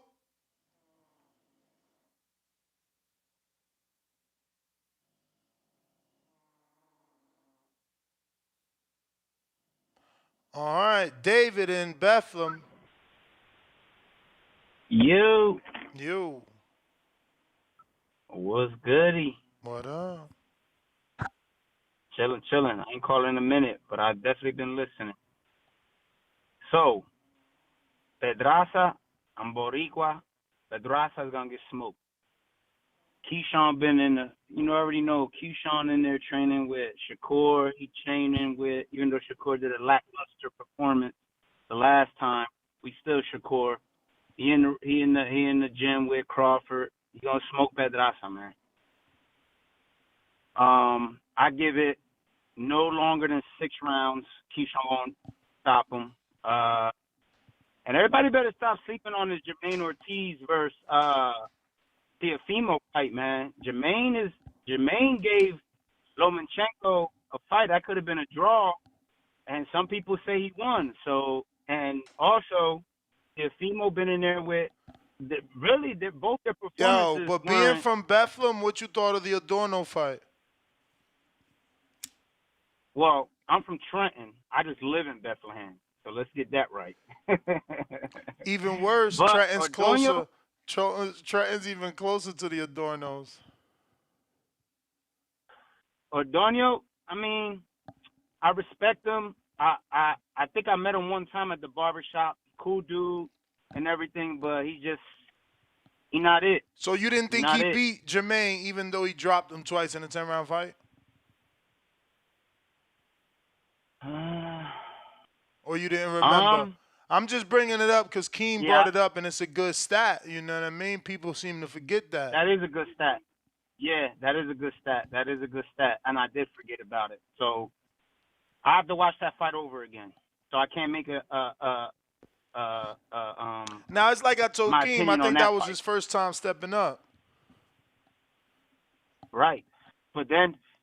Listen, Lomachenko is still one of the best fighters of all time. For you to go in there and give him work the way Jamaine did at such a young age, and I think Jermaine's even going to be better now showing out on the Devin Haney camp. Listen, that Teofimo fight's 50-50. Jermaine's a big guy, too. He was sucking down to make 135. If he put in that work at 135 against Lomachenko, he get to add that 5 pounds and not have to suck down to 140. Listen, that's a 50-50 fight. Everybody better stop talking about how he's too slow and this, that, and the third. Jamaine Ortiz is a fucking animal. And I'm telling you right now, and Teofimo knows that. So that's why it ain't going to be a lot of, I don't think it's going to be a lot of too much back and forth. But they both respect each other. At the end of the day, it's a 50-50 fight. I'm not putting no money on that fight.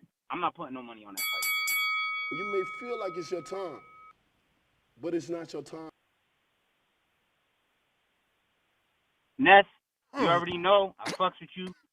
I'll hit you guys. I don't want to hold nobody else up. But listen, that Teofimo and Ortiz fight is 50-50. Keyshawn gonna smoke Pedraza. Guarantee. And I'm gonna call in. After. We're gonna talk about it. 100. Right, love you guys. Right back at you, man. Appreciate you rocking out with us. Tip. We ain't go to you yet, bruv. I got my boy Leo. He says, Teo hotting from Barboza, but took out the top guy at 140. Faced with tears of joy. Make it make sense. Teo wants money fights. That's it. The kid don't fear anyone. He just wants the bag. Oh. Tip, I thought I went to you, bruh. Yeah, I still got that counter. Remember? Y'all ended the show. I don't know what you talking about. I'm joking. Go Remember? for it. All right, I was about to say. But salute to my boy Baby Joker and Jay Benitez. There's a reason y'all still fighting 4-rounders and I done moved that to 10-rounders. Listen, man. I did some research and I thought of a card, man. This might be a good card. You know what I'm saying? Tell me. We got Keyshawn and Floyd Schofield main event. Mm-hmm. And then we put Joseph Diaz versus what's the old boy Ryan just fought? Oh, Oscar Duarte. Oscar Duarte. Perfect, bro. Oscar Duarte, he's from Mexico. Jojo Diaz is Mexican. He's from Los Angeles. But remember, it's the perfect match. Remember, Duarte went up to 40. We don't know if he wants to come back down. I think he'd come back down for Jojo Diaz. Why not? That's a good name on a resume. I think look, all around those fights could intertwine with each other. You know what I'm saying? I mean, it's already beef with Schofield and Diaz. It's the perfect, you know what I'm saying? And then look, say if Diaz does beat a Duarte, you can set up a Keyshawn versus Diaz. Hey, I guarantee you Golden Boy will let that fight. It makes the fighters money. It makes everybody happy at the end of the day. You know what I'm saying? Hey, look, you can even put what's dude name? What is it? Diego De La Hoya, or Mm-hmm. not? Beck. What's his name? Back to Bully. Yeah, They that's got perfect. Trayvon. What's that? Don't they got a Trayvon? Nah, I don't think so. Uh, Hold on, let me see. Trayvon. Let me check the Golden Boy down real quick. I don't know if Golden Boy got Trayvon. Nah. They got a Demetrius Ballot. That's it. Uh, yeah. No Trayvons. But they got a bunch of Mexicans you can throw on that card. That's what Golden Boy known for. You know, the Mexicans mm-hmm. gonna pop out in Texas. So you know what I'm saying? I mean, Jay Benitez, man, listen. If you still want to debate whether or not you got a card that outdo my card, you welcome to, you know what I'm saying, keep counterpunching that and wasting your time being in second place, you know, until further notice.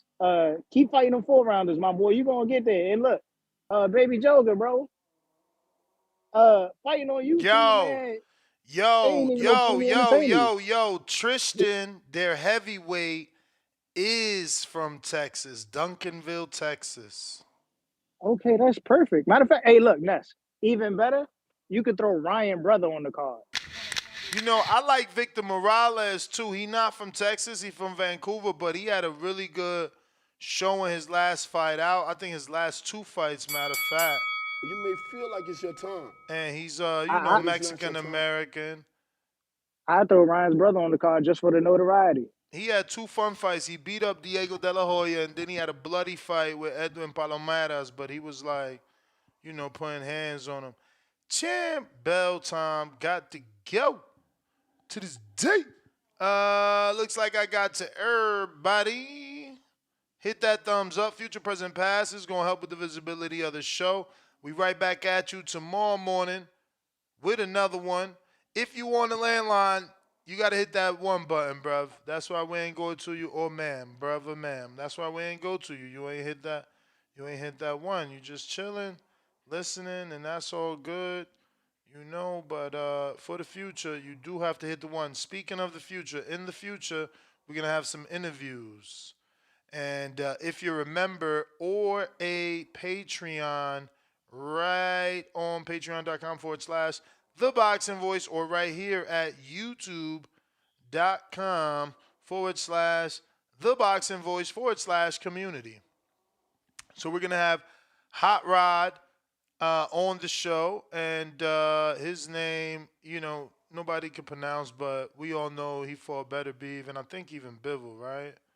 I ain't 100, but y'all know Hot Rod, man. Y'all know Hot Rod. Let me see if they gonna say it for us. Radivoj Kalajdzic. There you go. So if you're a YouTube member, head on over to the community page, drop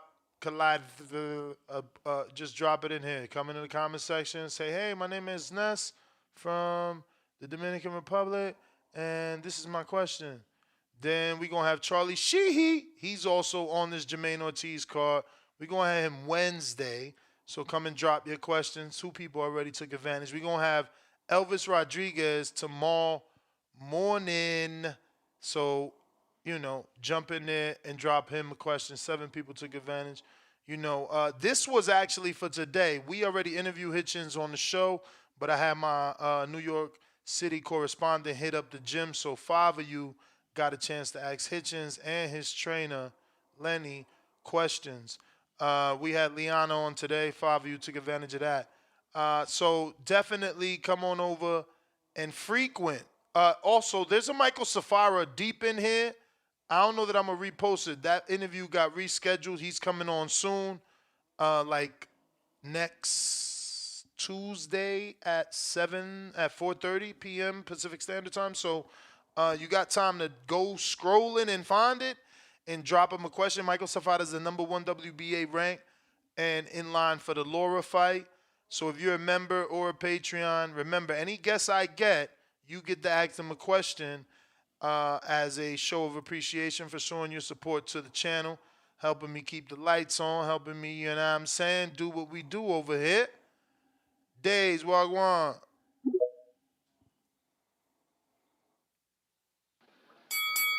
Oh man, Ness, man, you missed it, brother. The tweeter and deleter, man, he just came at me crazy and deleted that shit quick, bro. You ain't That take a boy Tank, man. screenshot? Bruh, I should have, bro. With that, bro, I just checked my phone. I seen I had like 50 notifications. I was like, what the What fuck? the hell did you And say? bruh, I told Tank, I said, I bet anybody at Gervonta fights only once or not at all this year, and it ain't gonna be against real Devin Haney because him and his trainer more focused on committing crimes in the sport of boxing, and Tank is a part-time tweeter and deleter. Then the nigga responded and said, he said, have some class, bad bitch. I was like, what the man called me a bad bitch, bro. I was like, what the fuck? What's wrong with Tate, bro? And then he deleted that shit. He deleted that shit after like 5 minutes, bro. It's gone. Yo, probably Benson got that shit. Yeah, bro. It's like Tank third. Yo, I'm gonna be honest with you. Tell me if I'm tripping, Ness. Yo, Ness, this Tank third time responding to me on Twitter, bro. And I'm like, damn, bro, like, Tank, he's either a sensitive ass nigga, bro, or what I'm saying to him, like, he knows, you know what I'm saying? Because if you know something not true, bro, you're not gonna entertain a nigga on. This is third time, bro. I'm like, damn, Tank, this your third time, bro, like, responding to, and I ain't gonna lie, like, he be saying some funny shit. You know what I'm saying? But it's like, damn, bro, like Tank be really responding to a nigga, bro. You know, I'm Team Haney, but you know, bro, Tank be making me go viral. Ness, you know, Devin Haney, my favorite fighter, bro. Devin Haney ain't never hit me up on Twitter, dog. This Tank third time, Ness. You know what I'm saying? You feel me? Tank making a nigga go viral, Ness. You know what I'm saying? I hear you. I'm not saying I'm switching up on Haney, but it's like, damn, bro, like. You feel me? I respect that, bro. Tank taking time out of his day to respond to me, bro, just talking shit. You know, I appreciate that, Ness. You know what I'm saying? Like, the nigga making me go viral, bro. You know what I'm saying? Shout out to Tank, bro. Hopefully we can get Tank and Haney this year. You know, hopefully Calvin Ford, he can get them charges dropped, bro, because I don't know, man. What I said, I really meant that shit, bro. If this Calvin Ford shit is really that bad, we may only see Tank one time in the ring this year, bro. Who's going to train him? Floyd Mayweather Sr.? Who's going to train Tank, That's? You know what I'm saying? Because Damn, those are bro. serious Guess what, charges. champ? What happened? I got your tweet he deleted. Hey, man, show the people, man. Screen, put it up for the people, man. Why you picking on Tank, man? This is the second time you did this to him. Yes, sir. Yes, sir. You know what I'm saying? Like, I don't know. Either what I'm saying to him is he you know, I don't know, bruh. I don't know. I think it's funny, though, bruh. I think that shit is funny, bruh. Shout out to Tank, man. Shout out to Gervonta Tank Davis, man. Making your boy go viral. You know what I'm saying? Michael Benson finna post me again. And, you know, hey, Ness, should I just keep talking? Hey, Ness, I think I should stop talking shit, though, bruh. Because I think if Tank see me in person, that nigga might try to swing on me, bruh. You I feel me? mean, all he got is your avatar picture. Yeah, but I live in Florida, bro. Like, he stay over here in Parkland. So when he get off probation and all that, bro, if Tank see me, bro, it might be smoke. He might have one of his homies try to, like, whoop my ass or something, bro. I think I'm going to stop tweeting Tank, bro. Nah, You know what I'm bro. saying? Just make sure you tweet him and be like, yo, stop tweeting and deleting. Come on a boxing voice, motherfucker. Oh, okay. I got you, Ness. Hey, Ness, I'm going to throw you the alley hoop, my nigga. I got you, Ness. Motherfucker tweeting you back. Tell him, come on a boxing voice, man. Go get this work. You know what I'm Yo, Ness, saying? hey, Ness, you got Bill Haney number, Ness. Tell Bill Haney Dave said, Devin Haney's my favorite fighter. and don't be showing the nigga no love on Twitter, bruh. Tank, You the want love responding, on Twitter? Tank got you going Ness, viral, man. I'm screen sharing your shit. Ness, Tank screen sharing your shit. You good. man, Ness, Tank done responded to me 3 times, bruh. I'm Bruh, not switching you up sounding yet, bruh. I ain't starstruck. trying. You starting to sound starstruck. Bro, I ain't trying to say I'm Team Tank, bro, but I mean, come on, Devin Haney, bro. I be calling you Lord Devin Yo, Haney I and all ain't that team shit, bro. Tank. I ain't team Tank, but don't push me. You know what I'm saying, bro? Like, I come gotta on, go. Devin. I gotta go. Another retweet from Tank, and it's a wrap. Days is gone. My man said he making me go viral, man. I gotta rock with him. No. Zefara is coming on 11:30 his time, which is 7:30 Tuesday our time. Remember, they're a whole day ahead of us. Jeremiah, what it do?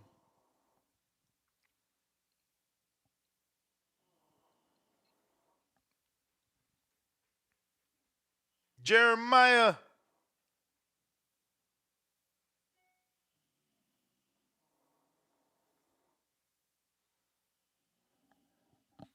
All right. Trees. Shit, my mic was off. Oh, what up, Jeremiah? How you doing, Nas? Happy New Year's. Likewise, my brother. Da- Blessings. Te llamé, te llamé para eso. Muchos blessings, muchas bendiciones, mucho amor, mucha salud. Igual. Another, another great year for the Boxing Boys, for all the fans, for everybody. Peace out, my brother. Have a good night. Likewise, champ. Appreciate you, man, for the love, man. Word. Matador. Damn, he dipped off. Trees, what up? Yo. Yo. What up, though? But shit, hey, I just wanted to call in and just real quick show some love like they do. Shout out TBV, shout out Toledo, Ohio. But I just wanted to ask, how come my man Jose Ramirez not getting no love out here in these streets? I feel like he'd be a good fight for T.O. I mean, Opposed to it. Fuck with the he Jamaine turned Ortiz. down an offer, right? I'm pretty sure he turned down like a fucking $2 million offer to fight to you. I wasn't, see, you know, that I wasn't aware of. That's your job, you know. I'm just a fan who want to see these fights. You understand? But I would have liked the Ramirez to get a fight like that, because I think that because they share that common opponent with Comey. You feel me? I know he had a little bit of a tougher fight. I'm pretty sure than, Dan reported that. Oh, okay. I wasn't aware. Like I say, I wasn't aware that I just fuck with Ramirez. I seen that he's trying to make a little run back after he took his L. He's still on it. You feel me? And him and T.O., they both got the loss. It would have just made a little bit more sense to me than Ortiz. Not saying that I'm not, you feel me, happy with the Ortiz fight. It's a good fight. But yeah, with the topic earlier though, I ain't get to chime in with your man Zhang, Big Bang Zhang and Joshua. I think I'd rather see Anthony Joshua fight Francis Ngannou. You feel me? I think that'd be a better fight.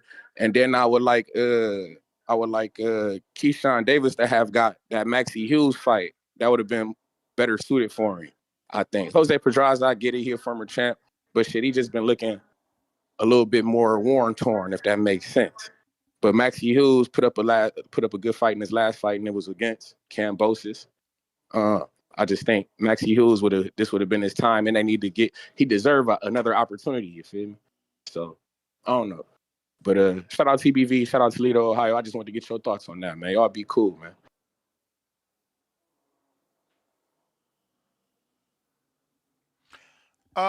So Mirgan from the manager of obviously Ramirez is reporting that offer is not real, but Dan is reporting that that was the offer and that Top Rank refused to match the new Golden Boy offer because Ramirez is now allegedly signing to Golden Boy. But that's good, man. Shake things up, man. Shake things up. Yes. Where are we? We are done with callers from what it looks like. Nest GTO, Instagram and Twitter. I got Leo with the $2. He says, Days acting like a bad. Oh, man. I could say that because it ain't what it says. He says Days acting like a bad 304. You may feel like it's your time, Gagging for clout. but it's not your time. Rolling on the floor laughing. Not me. I ain't rolling on the floor laughing. That was him, bruv. You know what I'm saying? That wasn't me. Oh, I'm gonna show this again because I'm so proud. Shout out to Jemmy, the editor, because obviously without you this won't be going viral. But this is not my second time showing this because earlier today we showed this short, and I was proud of it earlier today because it had like 100, I don't know, 100 likes. Now it's got 500 likes and 154 reposts and 176,000 views in a day. I mean, you see the time it got posted at 4:40 this morning. That's great. I'll let you guys hear it as it's a little 57-second clip of our interview that we did here on yesterday's show with Hitchens, who is You don't know if I trying to was match him. Tank and if I would advise him, I wouldn't fight Devin Haney without no rehydration clause because Devin Haney's jumping up to 165 a night of the bout. That's crazy. Like I don't that was a big topic because 90 seconds. you don't normally see fighters jump up that big. So I think that and Tank right now Tank ain't even probably like in camp mode right now. Tank probably walking around 146 the most. He's a small guy, so that would be a huge disadvantage if the world can't fault Tank for wanting to fight these guys at a catchweight.